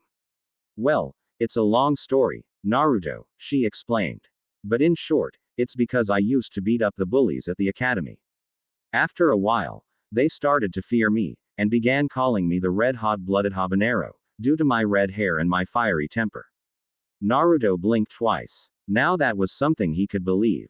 His mother was not the victim type, and definitely didn't need protecting or saving like some damsel in a fantasy story. Why did they bully you? His question only seemed to make his mother smile even more. She then stopped what she was doing and kneeled down on the floor to get to eye level with him. Then, she grabbed his hand and placed it on her hair. Naruto noted that it was very soft, but was still confused. They bullied me because of my red hair, Naruto, she explained. And because I was a foreigner. Naruto's eyes widened slightly. They picked on you for that? He asked, not believing that people could be so cruel. But your hair is so pretty. His mother smiled at his words, and he found it to be the most beautiful expression he had ever seen. Present. What did you get me, big bro? Huh, huh, Mito shouted in excitement, looking so much like their mother that it made Naruto's heart skip and wrench all at once. Her hair, it was identical to their mother's in absolutely every way. Just as Naruto had inherited his looks from his father, so had Mito from their mother. Looking at her, he felt he was looking at childhood photos of his parents. Watching her practically bouncing in excitement reminded him of how his mother would get during her own birthdays. Naruto kneeled down in front of her and presented the hair clip. Here, for your hair, he explained before placing it in her tiny opened hands. She didn't react immediately, But when she did, it was clear that she was disappointed. Everyone else had given her toys, sweets, etc. Standard gifts that children liked. But her brother, one of her favorite people, gave her a hair clip. She had plenty of those already. Mito, Makoto interjected with a stern voice. What do you say to your brother? The birthday girl sighed. Her shoulders now sagged. Thank you, big bro, she mumbled dejectedly. Naruto hid his inner turmoil well, masking it with a small smile. He had been dreaming of the day when he'd be able to pass on his mother's hair clip to his sister for quite some time now, and certainly hadn't imagined it going this way. Now he felt horrible. Can we all play now, mommy? Mito asked, wanting to move on and play with her friends. Makoto looked at Naruto with concern before turning to her daughter and giving a nod of approval. Not needing to be told twice, Mito ran off, followed by her friends who all began playing tag and Red Rover. Soon, everyone else spread out around the yard as well, with only Naruto having not moved from where he was standing, his eyes locked onto something that was lying on the grass. Izumi looked at him, a bit confused, and walked toward him to see what was the matter. When she saw what he was looking at, it made complete sense. Before going off to spend time with her friends, Mito had dropped the hair clip onto the grass without any worry. Naruto. He stared at the hair clip with an expressionless face. He remembered the day when the hair clip had come into his possession, when he retrieved it from his mother's corpse on the night of the Kyuubi attack. When he found his parents, bloodied and bleeding to death from gaping stab wounds in their stomachs, cradling his sister as if she was the most precious thing in the world, he supposed he instinctively took it off of her, as a way to keep her memory close to him. Without a second glance or any words, he stepped over the hair clip and left the party. Izumi, who could not bring herself to chase him, leaned forward and gently picked the hair clip out of the grass. Looking over her shoulder, she saw Mito resting on the grass after having run her little heart out. She approached the birthday girl, crouched in front of her, and before Mito could react, she felt a hair clip being placed in her hair, in the exact same style Kushina had worn it in the past. Having not expected it, Mito looked at Izumi in confusion. What did you do that for, big sis? Izumi merely smiled. It looks good on you. You should wear it from now on. Mito pouted, but it's just a hair clip. I already have lots of those. Her crimson hair was then ruffled affectionately by her elder sister. It would make your big brother really happy if you wore this. In the past, someone very precious to him used to wear it. The birthday girl's eyes widened. Is it really that special? She asked. It is, Izumi responded. One day, you'll learn just how special it is. But for now, just know that it's something your brother has cherished since the day you were born. He's dreamt of giving it to you for a while. Mito lightly placed her hand on the accessory now holding her hair in place, realizing that its value was more than met the eye. She smiled, realizing that her brother must have put a lot of thought into giving this to her. I'll never stop wearing it, she declared, making her sister smile. Izumi just wished that Naruto could have been here to hear that. It was now much later in the evening, and Naruto found himself at the place he snuck into every October 10th. The graveyard was completely empty now, with all those who had been mourning the deaths of the Kyuubi attack having long since left. Kneeling before two graves, in particular, Naruto's face belayed nothing of what he was feeling inside. One of the tombstones, the one of the left, was decorated with many, many ceremonial offerings. It was his father's gravestone, and people often made offerings to it out of respect, in remembrance of him saving the village. Right next to it was his mother's gravestone, which was bare of any gifts or decorations. Despite doing as much to protect the village as her husband did, her role in subduing the Kyuubi was not public knowledge. Father, I have been doing what you asked of me, Naruto muttered, his quiet words feeling loud in empty expanse around him. I've protected Mito, and will continue to do so for the remainder of my days. I just wish you could be here to see her. She is so much like mother. After saying those words, he turned to his mother's stone and continued. And mother, I've done as you told me as well. I've been eating well, I've been trying to get plenty of sleep, and I've followed the 3 shinobi prohibitions. I've trained as hard as possible, always with you in mind. I haven't made many friends, but I suppose Izumi would count as one. And finally, I've tried to be happy like you asked, but it's hard. Naruto's expression remained blank, but there were now tears streaming down his cheeks. His yearly vigil at his parents' grave had always been a trying experience for him, as it was the one time a year he allowed his sorrow to spill out. He then leaned forward, practically slamming his forehead into the dirt. His shoulders began to tremble as he was now racked with sobs, unable to keep his composure any longer. Mother. Father. He muttered through tears and clenched teeth. I'm not like you. I'm so weak. A light rain then began to descend from the sky, before turning into a downpour. The water dripped and flowed over his bowing form, and the ground became muddy, dirtying his hair and clothes. Nevertheless, like always, he ignored the discomfort and continued on, refusing to move even an inch until morning. At least the rain did a good job of masking his tears. The silence was beginning to make him nervous. Despite all his experience and poise, this was no ordinary mission. The moon seemed to be his only ally as he leapt across the rooftops, doing his very best to remain undetected. Despite his anxiety, his movements were perfectly timed, and his black cloak kept him completely undetectable. Hidden inside of his cloak was a burlap sack, one he would stuff his target into before fleeing out of the village. The barrier surrounding the entire village would likely make doing so very difficult, but it was late, and if he were quick enough he would find a way to escape. He was elite, after all, and these kinds of missions were his specialty. Eventually, he reached it, the compound. It was almost entirely segregated from the rest of the village, and was under constant guard by the military police force. Waiting for the coast to become clear, he scaled the walk, silent as a grave, and scanned the area once more before making it toward his destination. Thankfully, as one would expect, the streets were completely empty, but nevertheless, he stayed on the rooftops, occasionally pulling on his hood to keep it covering his face. Under his cloak, he was clenching the burlap sack hard enough for his knuckles to turn white. He would be arriving very soon. For a brief moment, he halted in place and looked toward the moon. Doing so always calmed his nerves during assignments such as these. He closed his eyes and took a deep breath, calming his nerves.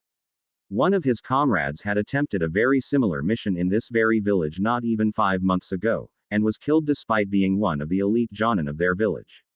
It will be different this time, he thought to himself with determination. His presence here was overt. Nobody knows that I am here.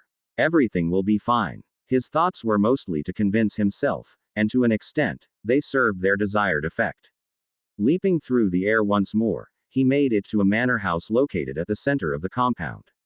It was by far and away the largest building in the area, excluding of course the military police headquarters. He smiled as landed on the manor's rooftop. Let's see how you like this, you wealthy scumbags, he mumbled to himself insultingly before entering one of the windows. The inner halls of the manor were quiet, unbearably so, but at least it meant that the occupants were all asleep. That would most definitely make things easier. Doing his best to remain silent, and doing an exemplary job at doing so, he finally arrived at the room he had told the target would be residing in. Slowly, he turned the knob and thanked God that it opened without so much as a creak. He left the door open after he entered, knowing that closing it would create a noise that would be loud enough for a trained shinobi to hear. Stalking forward like a sneaky predator, he stopped before his target's bed, scanning the individual over and confirming that it was them. Luckily for him, it was definitely her. Her crimson red hair, fair skin, and oddly whiskered cheeks were the clear indicators. He had found her, one of the last remaining Uzumaki clan members and the Kyuubi Jinchuriki. Despite having reached a major juncture in his mission, he walked away from the bed and toward the only window located in the room. He opened it without making a sound, doing so to make sure that he had an avenue of escape right after capturing the Jinchuriki. Finally, after all measures were taken, he slipped the burlap sack from his cloak and approached the girl menacingly. Before trying anything, he placed one of his hands on her and using as little chakra as possible, placed the 3-year-old girl under a genjutsu that would keep her asleep throughout all of this. Finally, it was time. He opened the sack, being sure the opening was wide enough before attempting to put her inside. However, right as he was about to take her into his possession, he froze in fear as he felt a presence standing behind him. He looked over his shoulder and saw a figure looming over him. 2 Sharingan eyes gleamed in the dark. Shit, he stuttered before quickly darting to the window, making the decision that his life was more important than this death wish of a mission. Come on, trying to kidnap the Kyuubi Jinchuriki from the most powerful of the 5 shinobi nations, and from the clutches of the most powerful clan in the world, the Uchiha, as well. Lord Raikage was definitely trying to kill him. Leaping through the compound, he muttered obscenities to himself as he contemplated the horrible things that would happen to him if he were to be captured.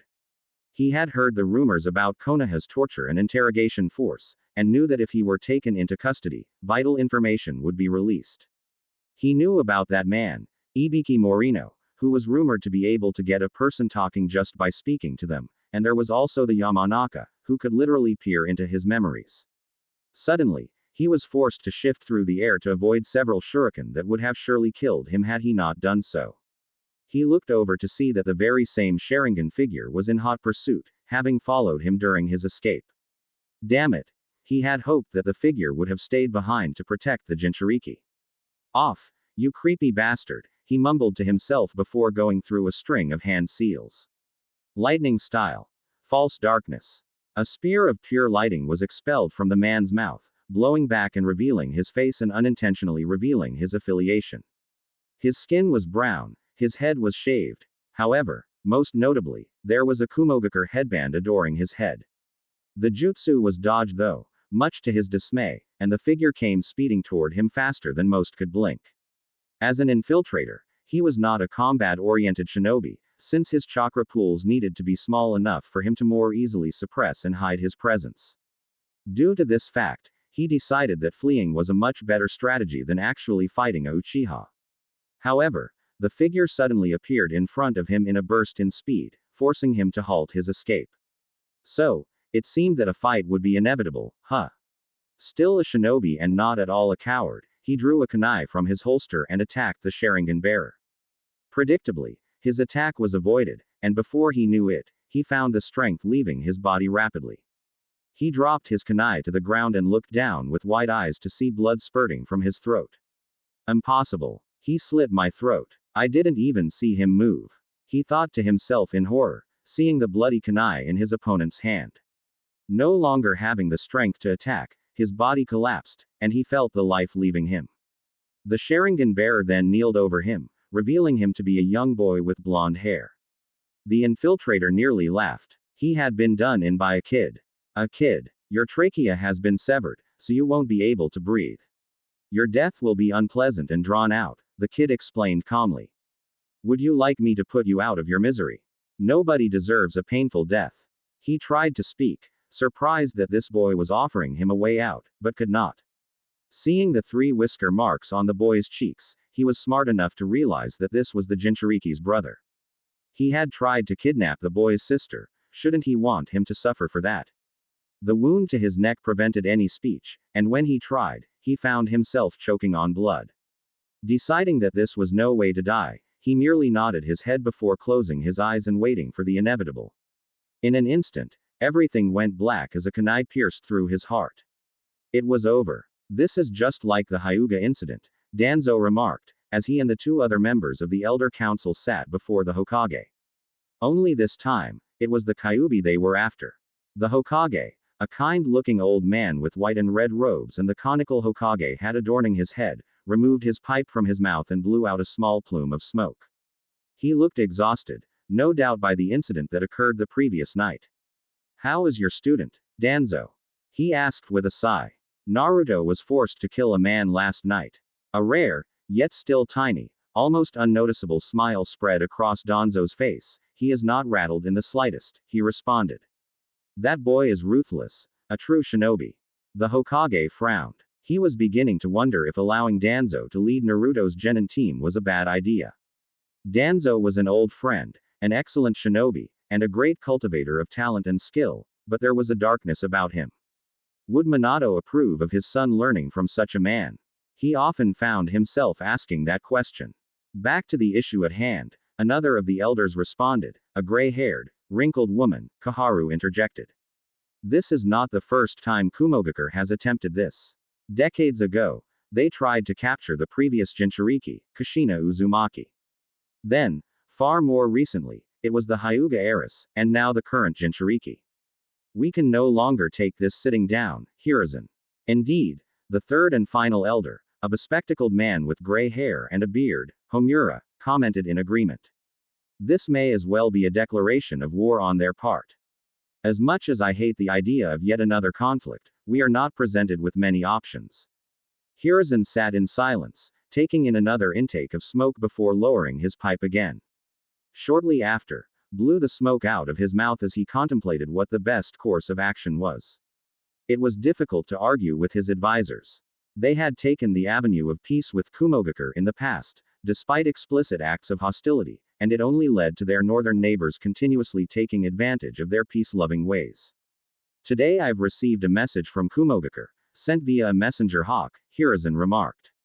They have demanded the body of Naruto Uzumaki as reparations for the death of their shinobi. Kaharu scoffed, just as they demanded the corpse of Hiashi Hyuga. She asked with a cynical smile.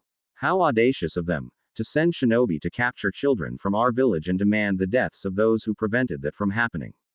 We should have never listened to their demands the first time, Danzo said. Even if we did offer Hisashi Hyuga anyway, preventing the Byakugan from getting into their hands.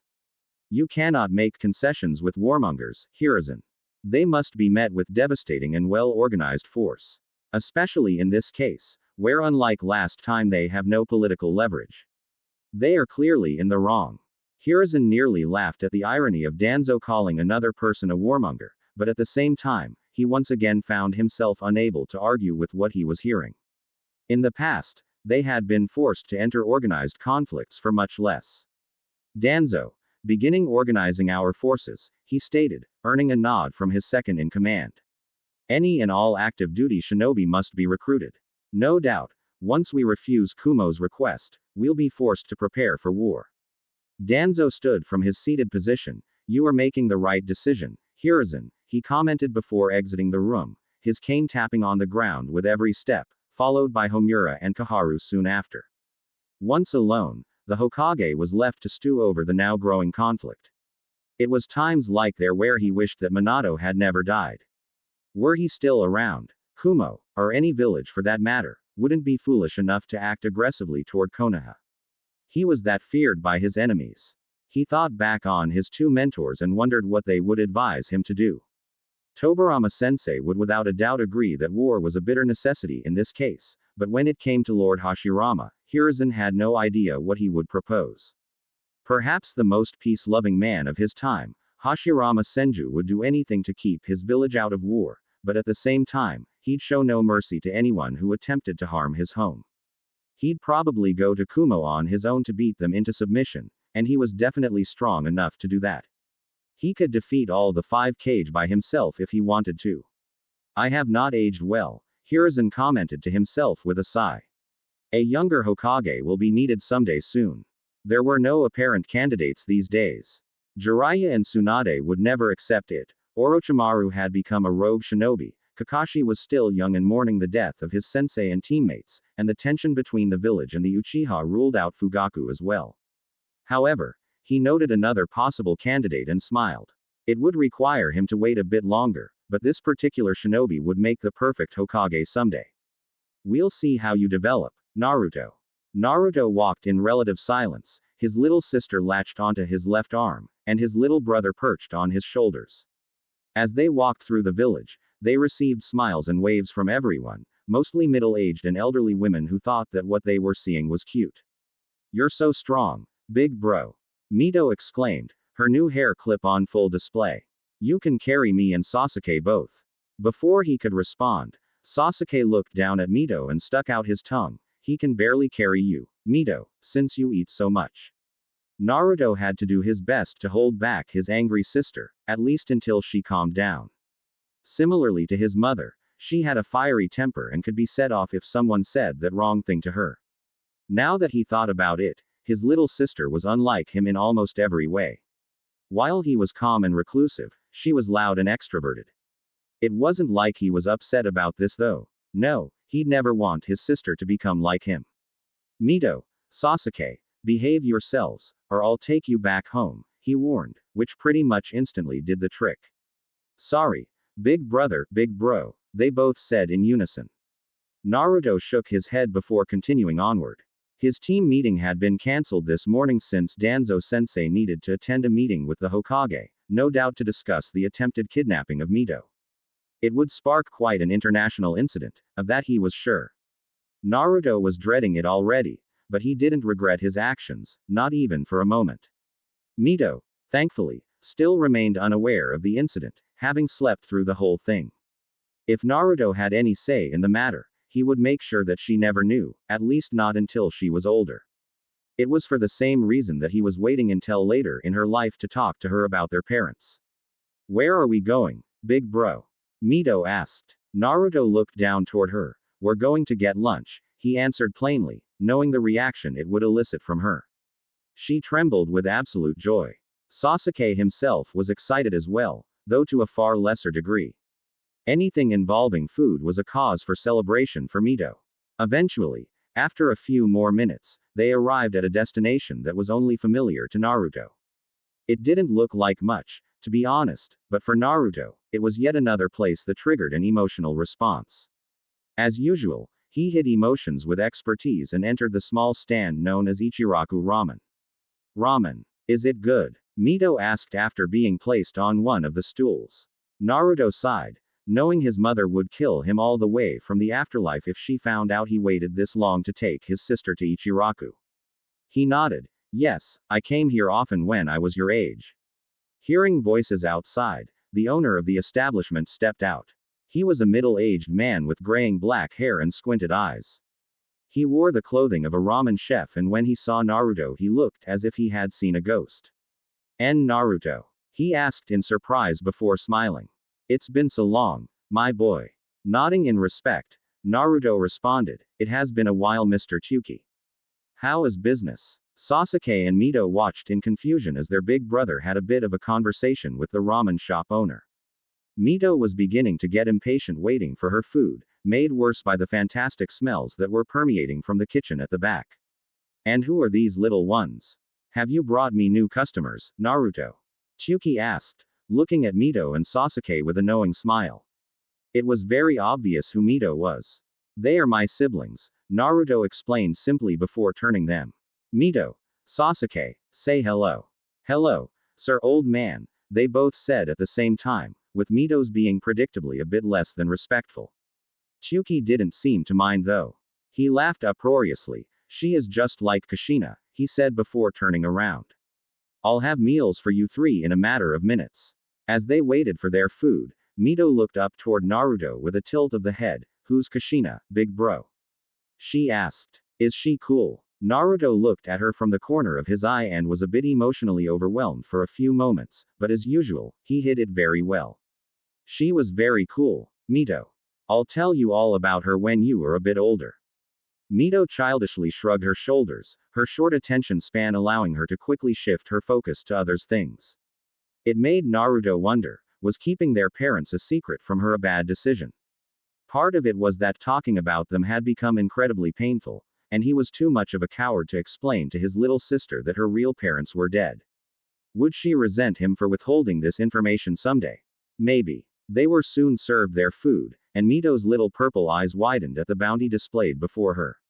Even Naruto couldn't help but find the miso ramen to be incredibly appetizing, and when he took a bite, it certainly took him back a ways.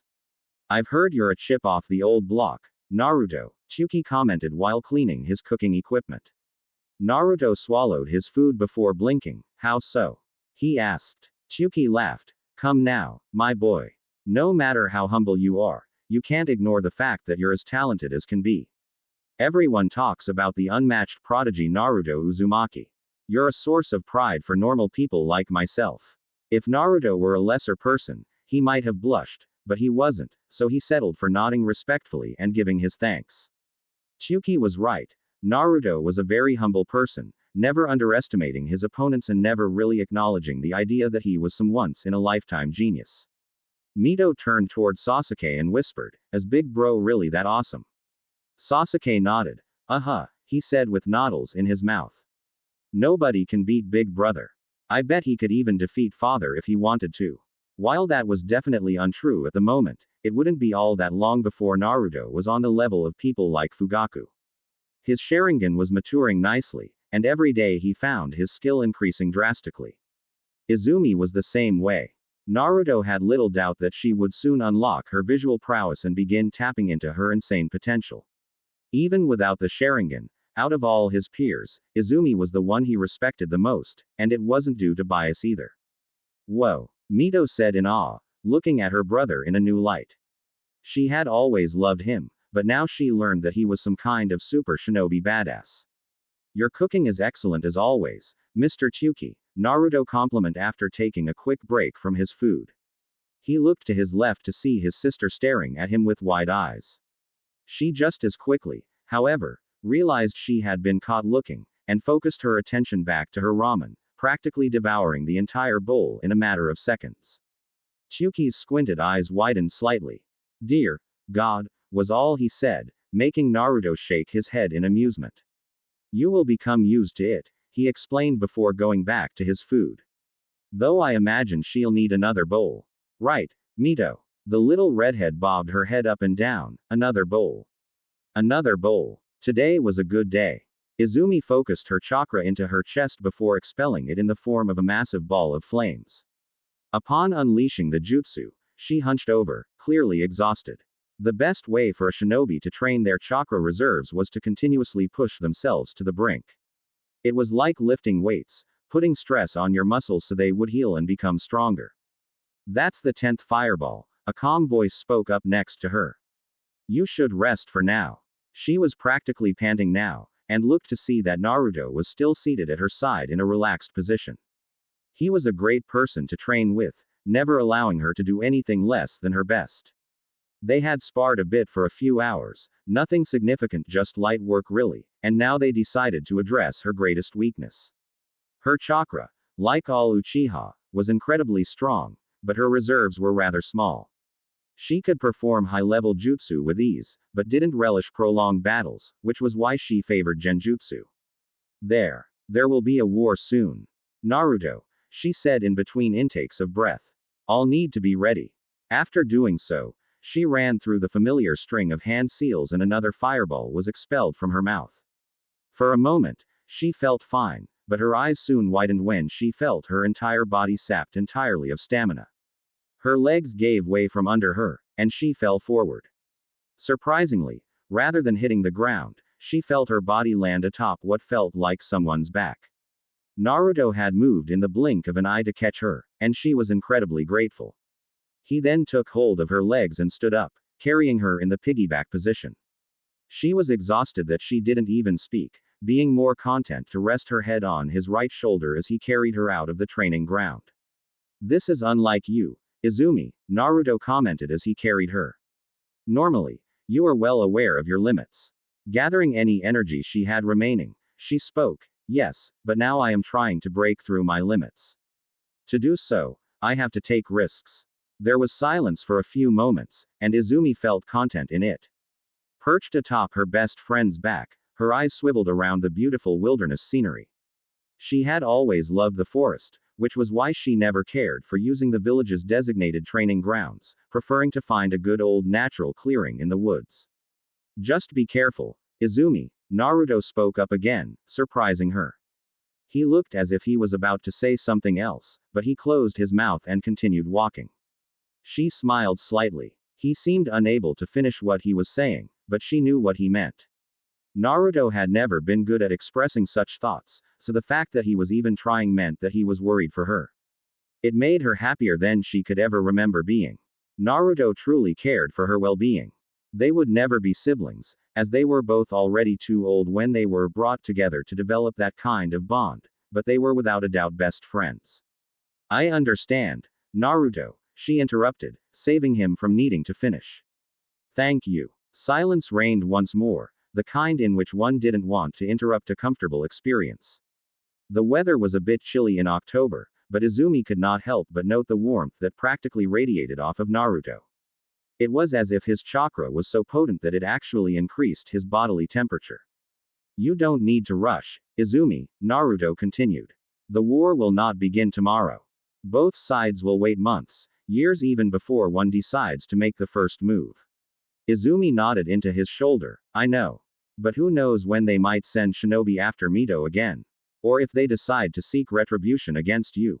Don't worry about me, Izumi, Naruto assured. He was far too selfless to put his own well-being into consideration, so Izumi always had to worry about him in his place. She closed her eyes. I would be sad if you were gone, she confessed. I don't want you to die. Naruto didn't respond, though his grip on her tightened a bit. There was no doubt that Naruto would be targeted throughout this entire international conflict with Kumo. They would likely wish to see him dead for multiple reasons. He was the son of the fourth Hokage, he was a prodigy that could become too strong for them to handle in the future, and he also murdered one of their shinobi. It's okay to be a little selfish sometimes, Naruto, she pressed. Please value your own life, and don't needlessly sacrifice yourself for us. If it is for you, then the sacrifice isn't needless, was all he said in response. She had seen it many times in her worst nightmares. Naruto dying protecting her and the rest of the family. It seemed like something he would undoubtedly have no problem doing, and she just wished that he would put himself first sometimes. It often felt as if he was a servant to their family, instructed to make sure they were all safe and happy, even if it meant sacrificing his comfort. He was too stubborn for his own good, she supposed. In her eyes, he would never change, no matter what anyone said to him.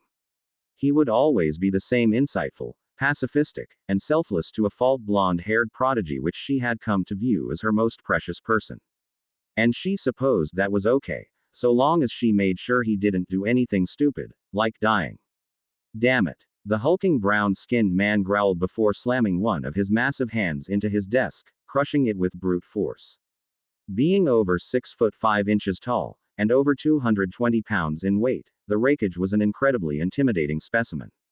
He had blonde, combed back hair and a small mustache and goatee. As for his attire, he wore a white haori with no shirt, as well as a golden belt around his waist, and golden vambraces on his wrists.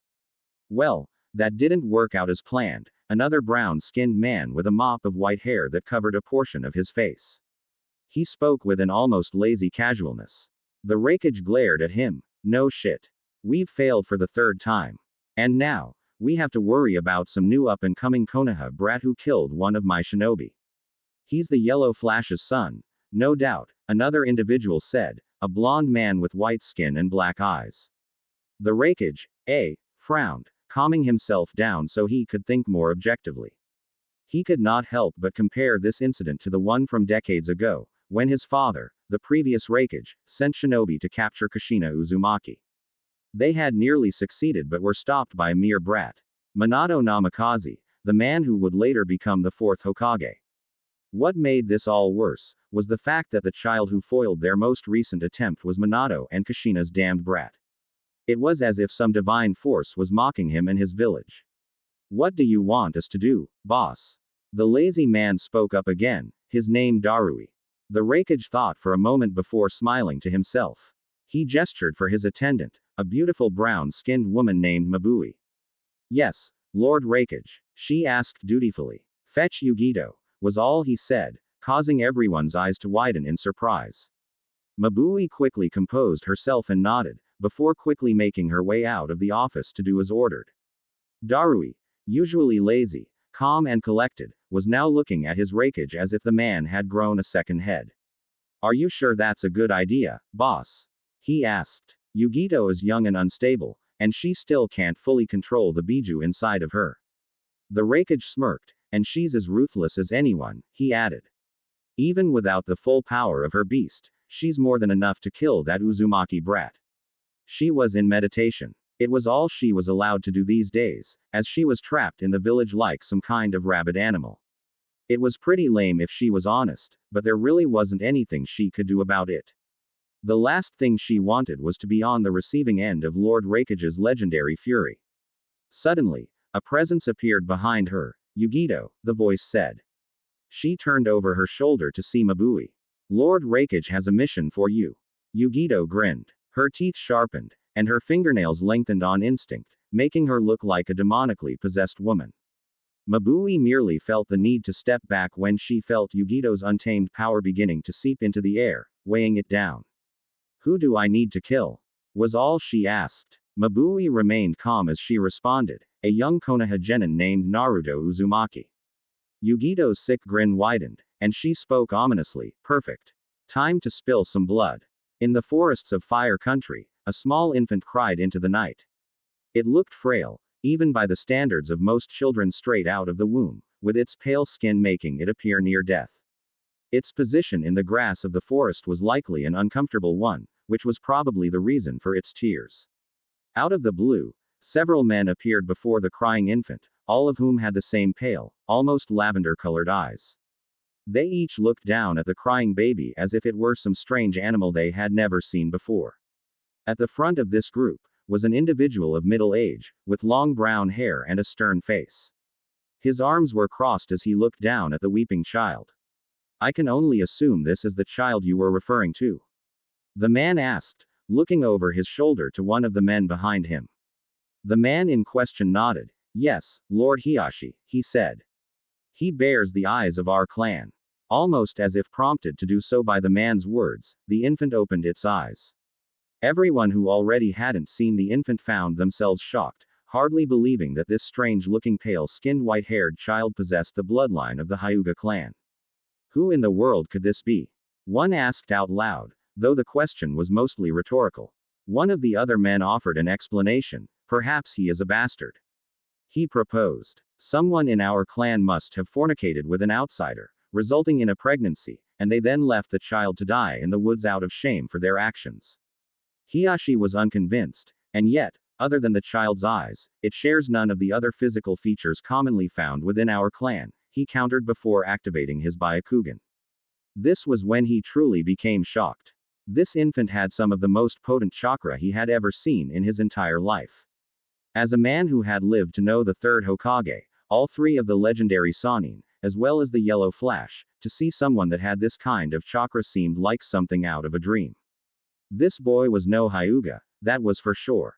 He was something far, far different. Regardless, he is an abandoned child who possesses our eyes, Hiashi continued. He will live among us. Otherwise, the secrets of our dojutsu would be revealed to the world. The others could only nod in agreement. Whether they liked it or not, they weren't presented with many other options. Age 4. His name was Tonari. He didn't remember anyone giving him such a name, and was told that it was actually assigned to him after it just so happened to be his first word. It must have been rare for a child's first word to subsequently become their name. How many children could boast that? Tonari had lived a strange life thus far, at least when he compared his circumstances to those of the other children in the clan. From his first memories, it was made abundantly clear to him that he was not an actual Hyuga, and that he was just a ward of the clan. He wasn't allowed to speak to members of the main family unless spoken to first, and even the members of the branch family had a higher position in the clan than he did. He was, after all, an outsider. Currently, he found himself scrubbing the floors of Lord Hiashi's private manor. These were his typical duties. He'd clean after the main family, run errands for them, etc. He was essentially a servant that wasn't paid. Nevertheless, he didn't complain, for he was simply grateful to have a home at all. As he worked diligently to make sure that the floor underneath him was spotless, he heard the sounds of footsteps moving toward him. Looking over his shoulder, he saw several members of the main family walking by, and was quick to move out of their path. He bowed low, making sure not to show his face. Despite doing everything he was told he needed to do in their presence, it was clear that they still despised him. One even went as far as to kick the bucket of water he had been using to clean the floor, resulting in much of it getting on his clothes, drenching them. Even still, he didn't move or take any action against them, and stayed down until they finished walking by. "Well, that was a bit rude," Tonari remarked with a careless smile before getting up to retrieve more water. Age 5. Lord Hiashi had just been gifted his first child. It was something that was being discussed by many people throughout the clan. From what Tonari had heard, mostly from conversations he had not really been a part of, was that the child was a girl, and that she was named Hinata. In his eyes, Hinata would just be another person he would be forced to serve for the remainder of his existence. He honestly hoped that she wouldn't be as cruel as some of the other members of the main family, since he had little doubt he'd be forced to deal with her a lot in the future. Nevertheless, The birth of Hinata had made Tonari incredibly happy. Ever since the news had broke that she was going to be born, Lord Hiashi had started acting differently. He was a much happier person, first off, to the point where he actually gave Tonari days off from his duties. It made him glad to see Lord Hiashi happy. Even though his life wasn't perfect, the fact that he even had a life at all was thanks to Lord Hiashi, who had been the one to decide that he be taken into the clan in the first place. If not for that decision, Tonari was smart enough to realize that he would have likely been killed.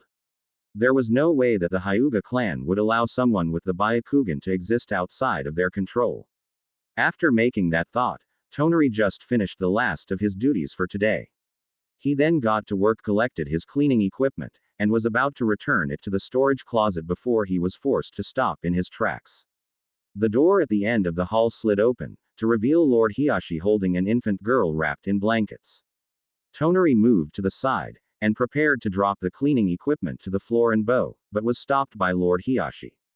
It is okay, child, you needn't bow, he was told, before Lord Hiashi smiled a bit. Would you like to see my new daughter? Tonari nodded, feeling that it would be foolish to say no. Lord Hiashi then tilted the bundle in his arms down a bit so Tonari could see Hinata's face. She was a cute-looking baby if he was being honest, and he had to stop himself from poking her cheeks with curiosity.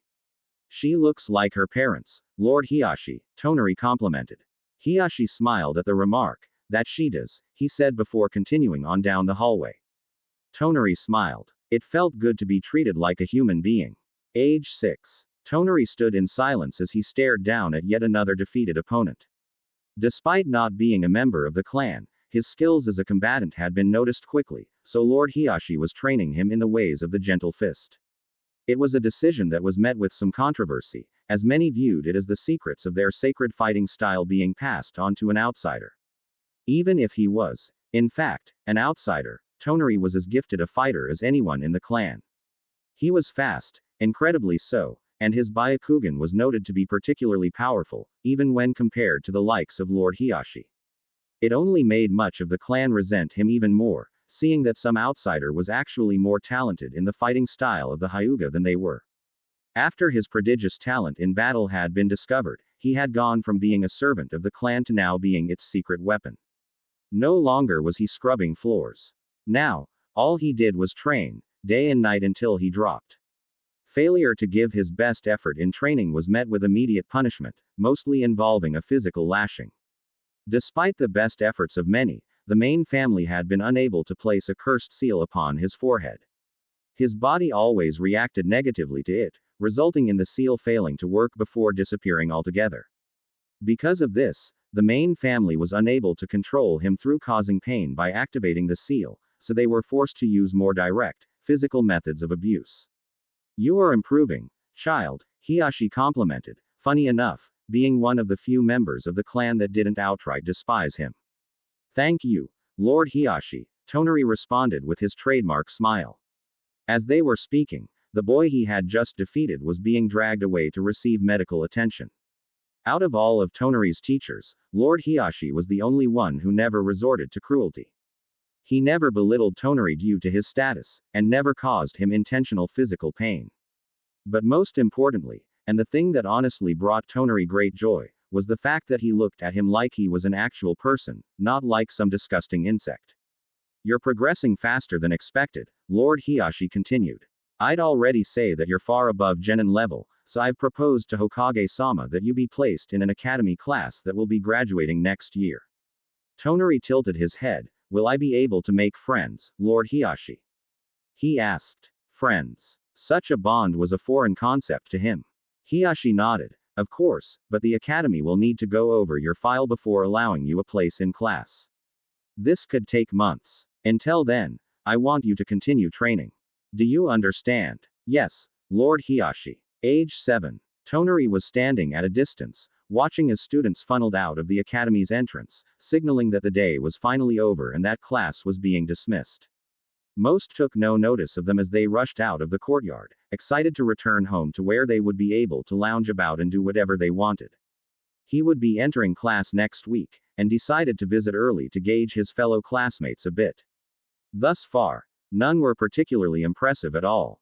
Most of them were much older than him, about 12 years old to his 7, and even still he was utterly confident that he'd be able to defeat them. He remained unimpressed until he saw him. For most, it would be the blonde hair that they noticed first, or the cerulean blue eyes that reflected an intelligence far that of most any children. For Tonari, however, what he noticed first was the pull on his chakra. For whatever reason, he felt as if some invisible force was attempting to pull him toward this mysterious blonde boy. From what he could tell, the boy was probably the same age as him, which meant that he was also skilled and talented beyond his years. At his side was a girl of the same age, with fair skin, black hair, and onyx eyes. Still, it was the blonde who attracted the majority of his attention. He had hoped that the blonde would notice him as well, but he seemed more focused on getting back home. Tonari almost felt sad when he left his line of sight, so much so that he forgot that he could continue to look if he simply activated his Byakugan. His thoughts felt muddled as he struggled to figure out what was going on. Never before had he felt his chakra pull him toward another person like that. The very idea of something like that happening seemed absolutely preposterous, so much so that he wondered if he was beginning to go crazy. "Who are you?" he muttered to himself, breathlessly.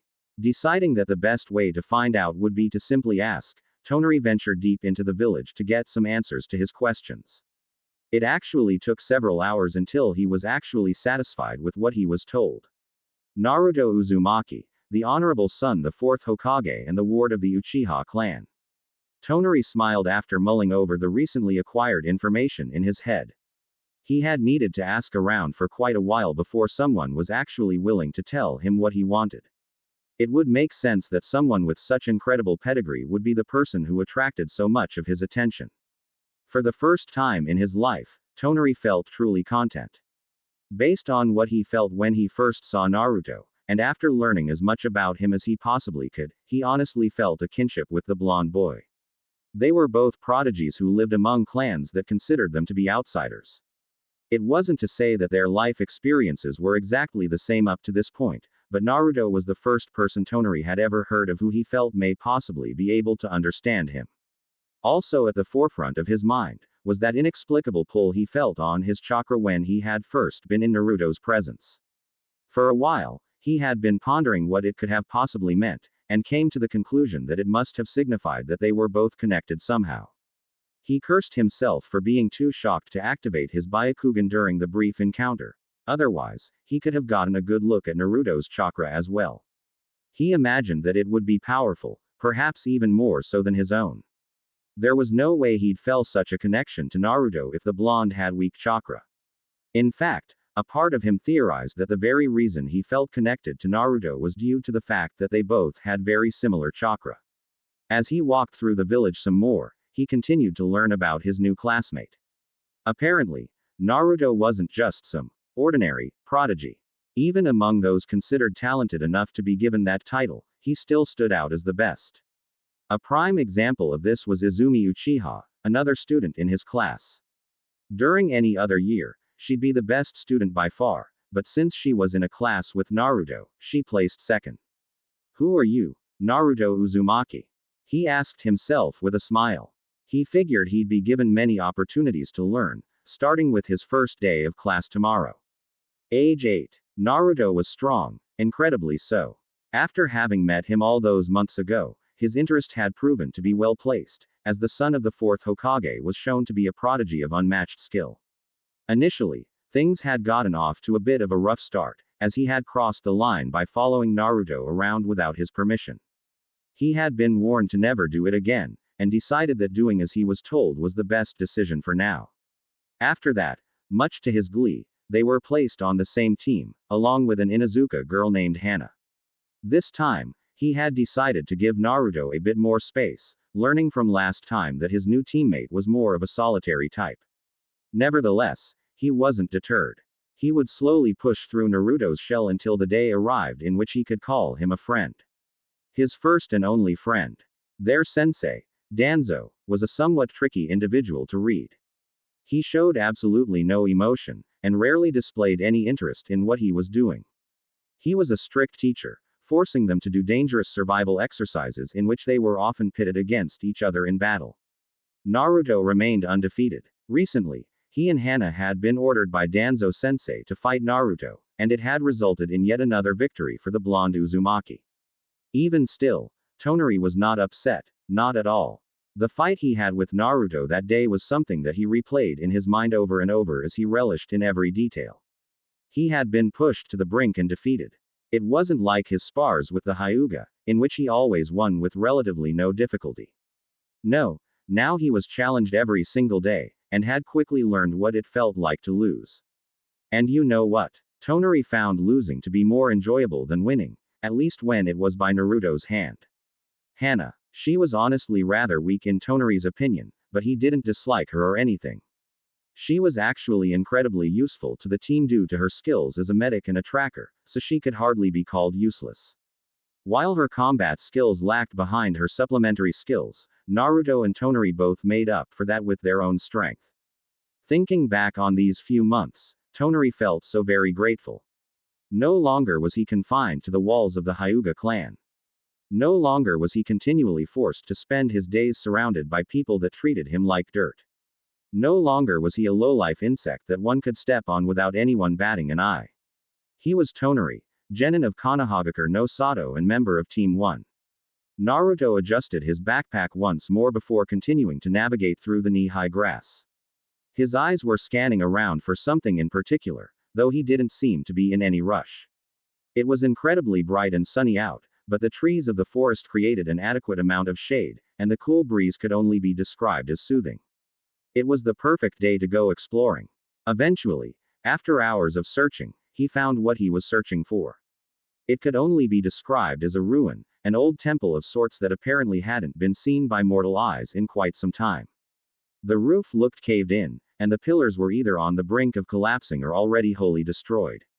After gazing at the temple for a bit, Naruto removed a book from his backpack and began sifting through the pages until he stopped on the page he had marked with a folded corner. The Uzumaki clan's mask storage temple, he mumbled to himself. He looked back up to see a symbol of the Uzumaki clan featured prominently at the front of the building. He closed the book, placed it back in his bag and slowly ascended the 7 steps to the entrance of the temple, doing his very best to make sure that he didn't damage anything, both for his own health and the sake of the historic structure. Looking up at the archway above him, it looked as if at any moment it could collapse. Naruto's eyes narrowed slightly. I never imagined it would be in such a state, he muttered to himself before continuing through the building's entrance. The doors were practically blown off the hinges, so it was easy enough to get in. Upon entering, he felt as if he was trespassed into some sort of time capsule, straight from the eras of old. The building itself was designed in a manner reminiscent of the time of the warring clans, a period of history before the existence of the shinobi villages in which everyone was constantly fighting for power and dominance. I suppose that even after all this time, not much has changed, Naruto thought to himself, thinking about the current state of the world. The legendary Hashirama Senju would likely be disappointed with how things had turned out after he put forth so much effort trying to create peace. The most interesting aspect of the room by far had to be the wall at the back, which was decorated with various masks mounted all over the wall. The bottom portion of the wall was painted with a crimson-red flame design that crept upward, just barely reaching the masks, giving a slightly ominous vibe.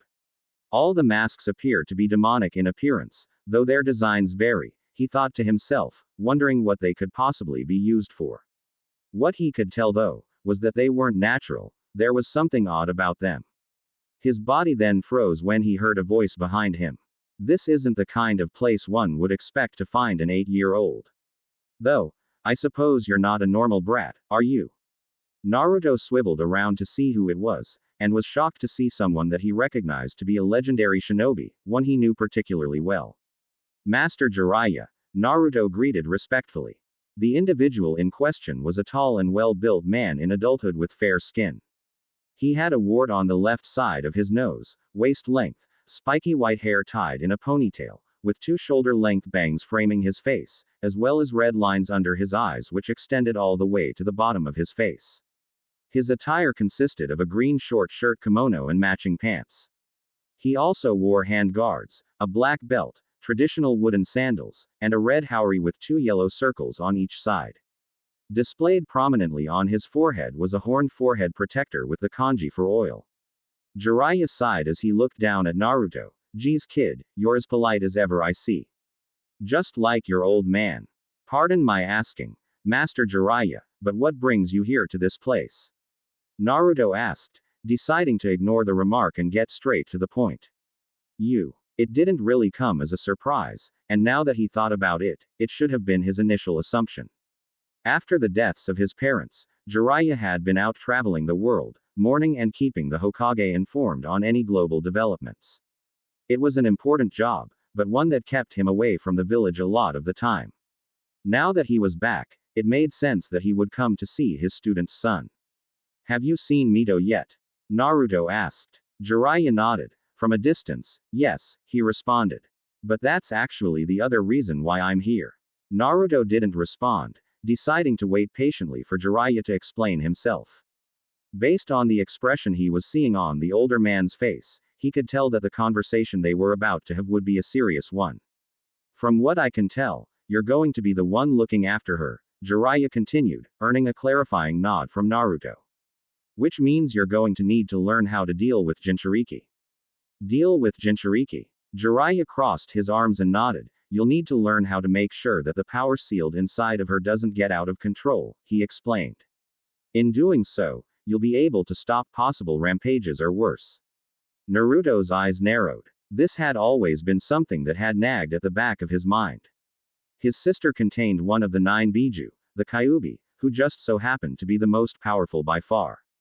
If for whatever reason, that power broke free from her seal, or the Kyuubi took over, how would he be able to stop it? How can I learn, Jiraiya-sensei? Naruto then asked, making Jiraiya smirk at now being addressed as a teacher. Well, those eyes of yours give you an incredible advantage over most others.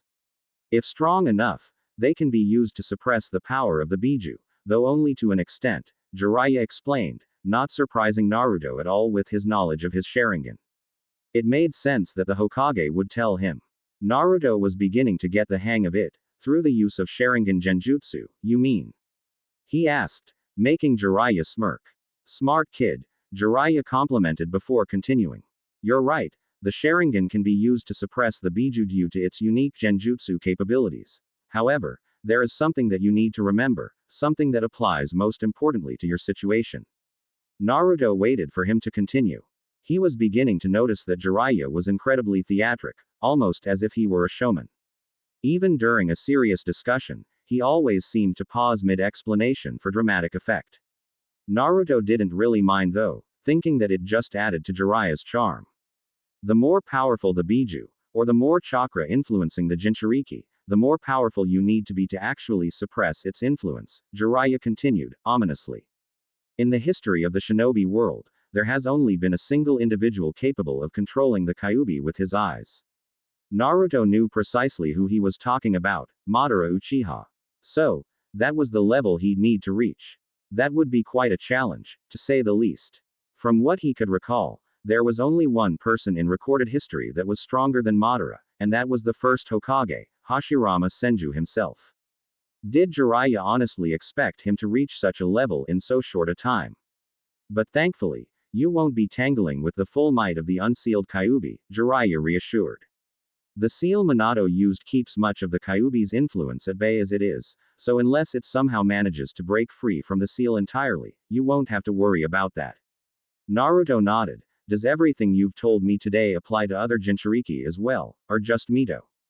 Jiraiya smiled, and Naruto could tell that he liked the question. Yes, but there is one exception to everything that I have just told you, he explained.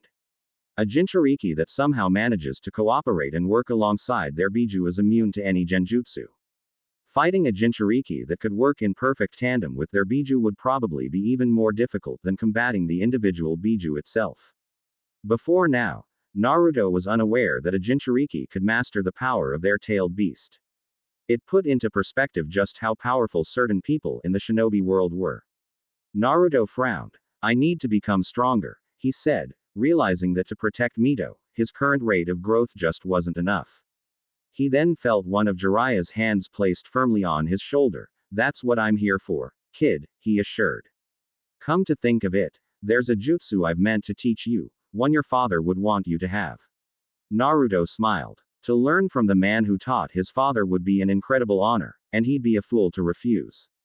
It would be different from training under Lord Fugaku and Danzo Sensei, who didn't really teach anything, preferring to just have him fight and figure things out.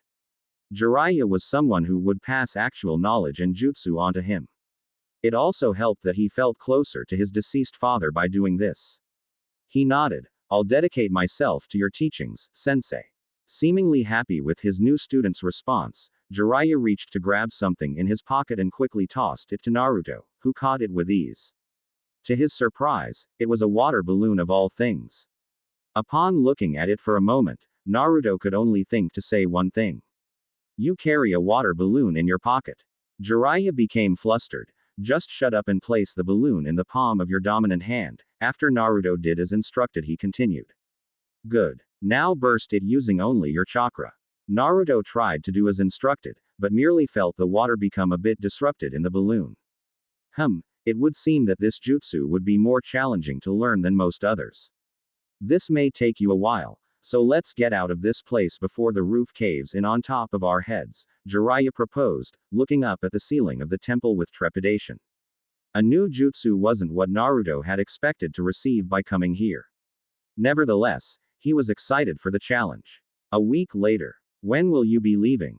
Izumi asked calmly after skipping a stone across the river.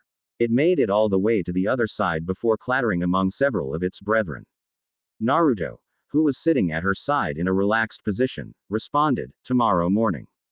Izumi frowned, but did her best to hide the expression. For whatever reason, Naruto had gotten it in his head that now was the best time to visit the ruins of his ancestral home, Uzushiogakure no Sato. Naruto had always been fascinated by historical structures and monuments, but until now that had never required him to leave the forests surrounding the village. Now, he wanted to travel alone all the way to the coast. It sounds dangerous, she commented, doing her best to not let her worry show. It's a long trip to make on your own. Naruto looked at her from the corner of his eye. This is something that I need to do, Izumi, he explained. And it would be better to do it before we're dragged into yet another war. Even if part of what he said made sense, she still felt that he was leaving himself vulnerable to an attack by leaving the village on his own. She would offer to travel with him, but she just so happened to be embarking on a mission of her own during that time. She and her team had been chosen to be the ceremonial guards of the Fire Daimyo during his annual trip to Konoha. It was a great honor and a testament to their achievements as a team. In the end, Izumi acknowledged that there would simply be no convincing him otherwise, so she decided that she would just try to enjoy this time together before they both had to leave. Have you learned anything of value from Master Jiraiya? She asked, shifting the topic of conversation elsewhere. Naruto hummed in response, yes, various jutsu that will prove to be useful in the future, as well as information I was unaware I needed. It didn't seem as if Naruto was in the mood to go into too much detail, so Izumi decided to remain silent for a moment and enjoy her view of the water. This had always been her special place to go and think, and recently, she had managed to convince Naruto to come with her as well. They rarely spoke during these times together, but in her opinion, that was what made it so special. Words weren't needed between them. Hours passed, and the sun finally began to set. She subtly gazed at Naruto's face as it was illuminated by the light of the slowly disappearing sun, and couldn't help but acknowledge just how attractive of a person he actually was. She also just so happened to be privy to the fact that he was even more beautiful on the inside. We should begin heading home soon, he announced before standing up and stretching his body. Izumi nodded, though she was a bit disappointed that the moment was ending. She stood to her feet and brushed any of the dirt that clung to her pants. Naruto waited for her to stand at his side before they began the walk home, and as usual, they hardly spoke, minus the occasional question from her. Still, she'd be content to stand in silence at his side for the remainder of her days, for there was no more comfortable a feeling in this world. And whenever he did decide to speak, it was never pointless chatter. No, he was the person who would always tell her whatever she needed to hear. He was honest, kind, skilled, powerful, and quite frankly, the most interesting person in the whole world. It just so happened that the most interesting person in the world rarely spoke. But still, the greatest things in life were often the rarest. A few days later, Naruto admired the night sky as it reflected off the water of the coastline.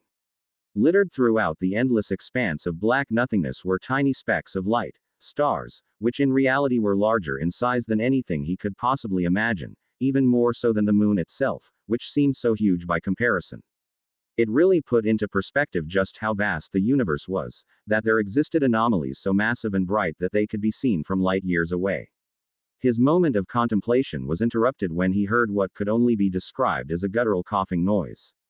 Several feet away from him was an elderly-looking fisherman preparing a small boat, large enough to accommodate 2 or 3 people tops, while also looking rather old and worn down.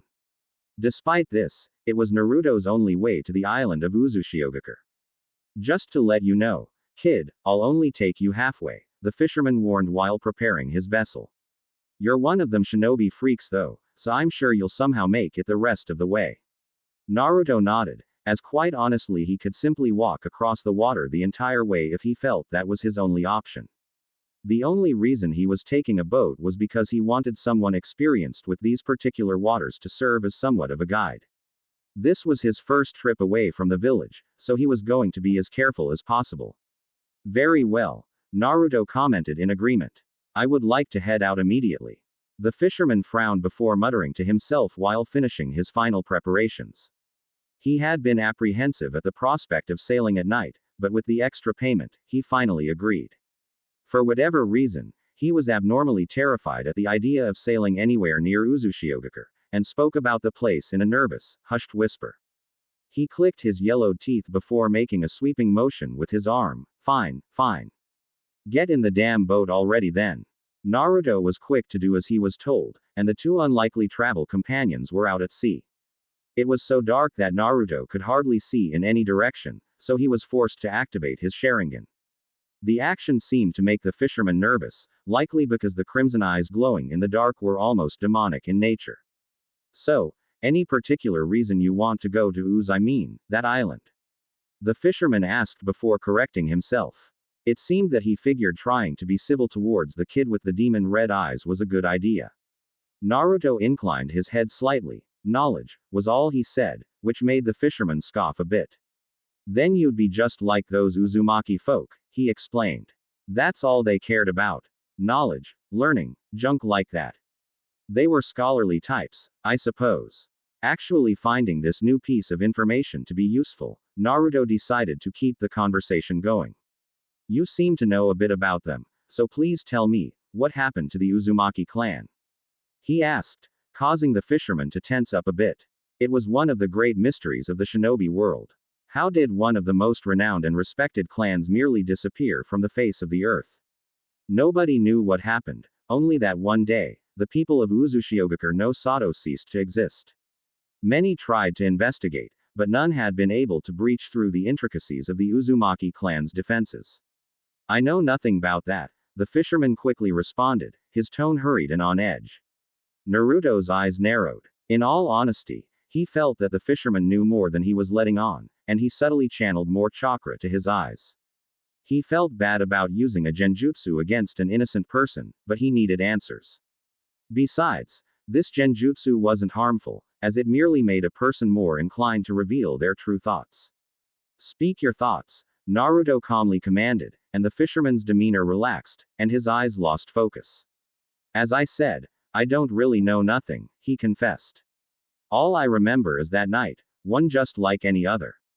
The Uzumaki had sent a messenger early in the day to tell us to stay out of the waters. Then, while we were all sleeping, it happened. The wind then began to pick up, generating an eerie howling sound and rocking the boat in the water.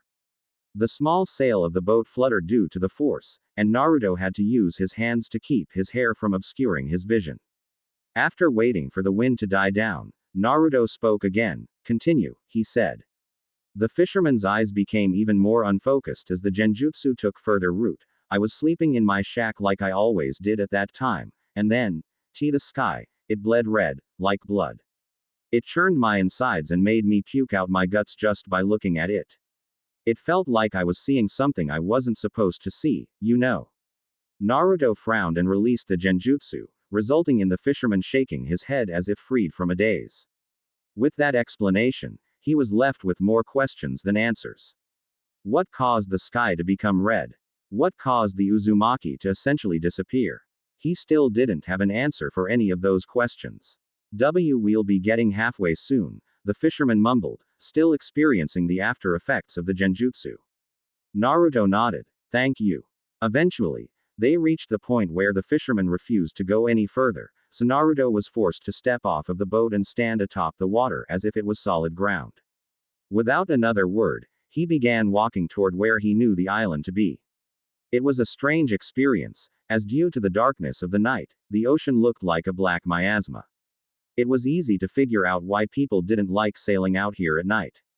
It took a little while, but eventually, he saw something in the distance. At first, it was just a shadow in the distance, then an undefinable shape, and finally, he managed to see it fully for what it was. As he was finally close enough, standing before it, there was little doubt in his mind that this was Uzushiogakure no Sato. The structures on the island were marvelous, to say the least, but they were all clearly in a state of disrepair due to decades of being left unattended to. Funny enough, the closer he got to the village, the more he realized that it was built upon two islands, not a single one, with both sides being connected by a bridge. No signs of any conflict here, Naruto mumbled to himself. Still, he was only investigating from a distance, so he was bound to learn more once he entered the confines of the village. After searching around for a bit, he managed to find what appeared to be the village's main entrance. Two massive stone doors were what separated Uzushiogakure from the rest of the world, and after today, human eyes would be set upon its wonders once again. Now standing before the grand entrance, he placed his hands on the doors and pushed with all of his might. It didn't budge, not even slightly. He channeled chakra through his body to augment his physical strength and still didn't manage to get any further. After his second attempt, he realized that the doors may just be too heavy to push through and weave through a set of hand seals. Earth style. Subterranean voyage. He sank below the ground, deciding that going under the wall was always a possibility if the doors refused to budge. Making sure to advance forward far enough to rise up on the other side of the wall, he then burst out of the earth, hoping to find himself at the center of the village. However, his eyes widened when, despite all logic, he found himself to still be facing the very same sealed entrance. I was certain I traveled under the wall, he thought to himself. His eyes narrowed as a possible explanation came to mind. Deciding to test his new theory, he then took to the air, leaping over the wall and landing on the other side. As he predicted, despite clearly jumping to the other side, he found himself landing in front of the massive doors once more. Genjutsu, he commented resolutely. Clearly, an illusion was interfering with his senses and spatial awareness. He reactivated his Sharingan, and upon doing so, something immediately changed. The doors were now revealed to have a single piece of paper stuck at their center. Naruto approached this paper to see what it said, and saw that it was covered in indecipherable Fuinjutsu scrawl, with the kanji for blood written at the center. Naruto stared at it for several minutes, trying to get as best of an understanding of it as he could before reaching a conclusion. Clearly, it was a seal meant to keep people from entering the village. With his Sharingan activated, he was actually able to see a sphere of transparent chakra surrounding the village. Working in tandem with an advanced genjutsu, it was enough to keep even elite shinobi out.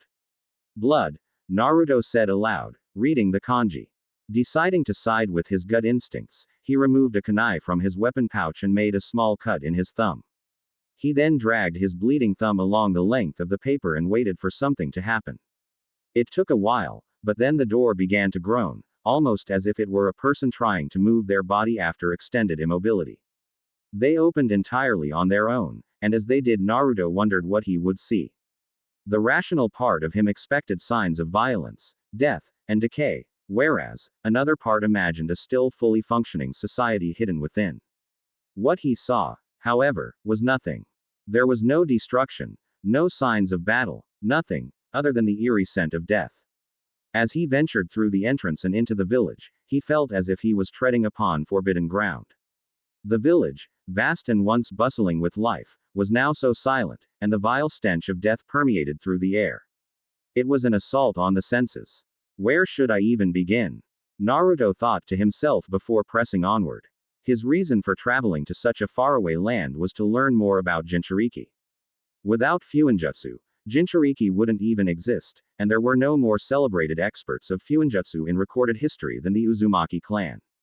Hell, even the very seal that kept the Kyuubi at bay in his sister was of Uzumaki origin. So, in his opinion, to better understand Jinchuriki, understanding the Uzumaki and their methods was an excellent first step. He decided to push toward the center of the village.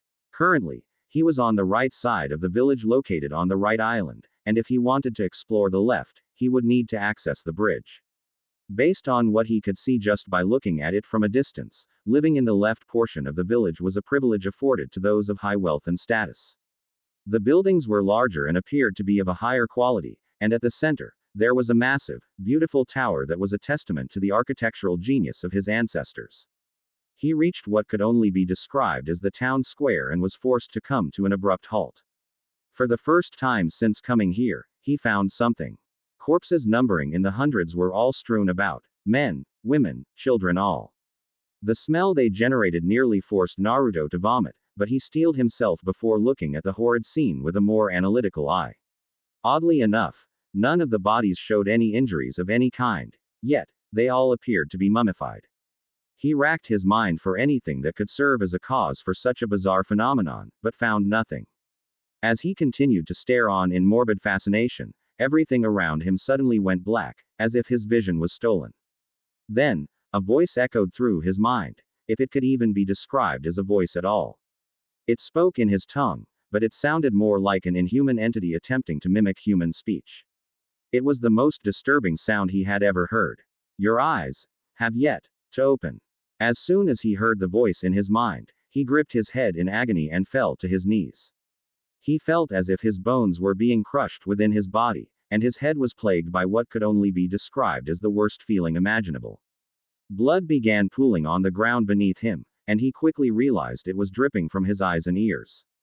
What is happening to me? He thought to himself, gritting his teeth through the agony. It was the only thing that kept him from screaming. To top it all off, he couldn't keep it in anymore and vomited all over the ground. Eventually, the sharp pain became a dull ache, a throbbing of the brain, a stinging of the eyes, and a creaking of the bones.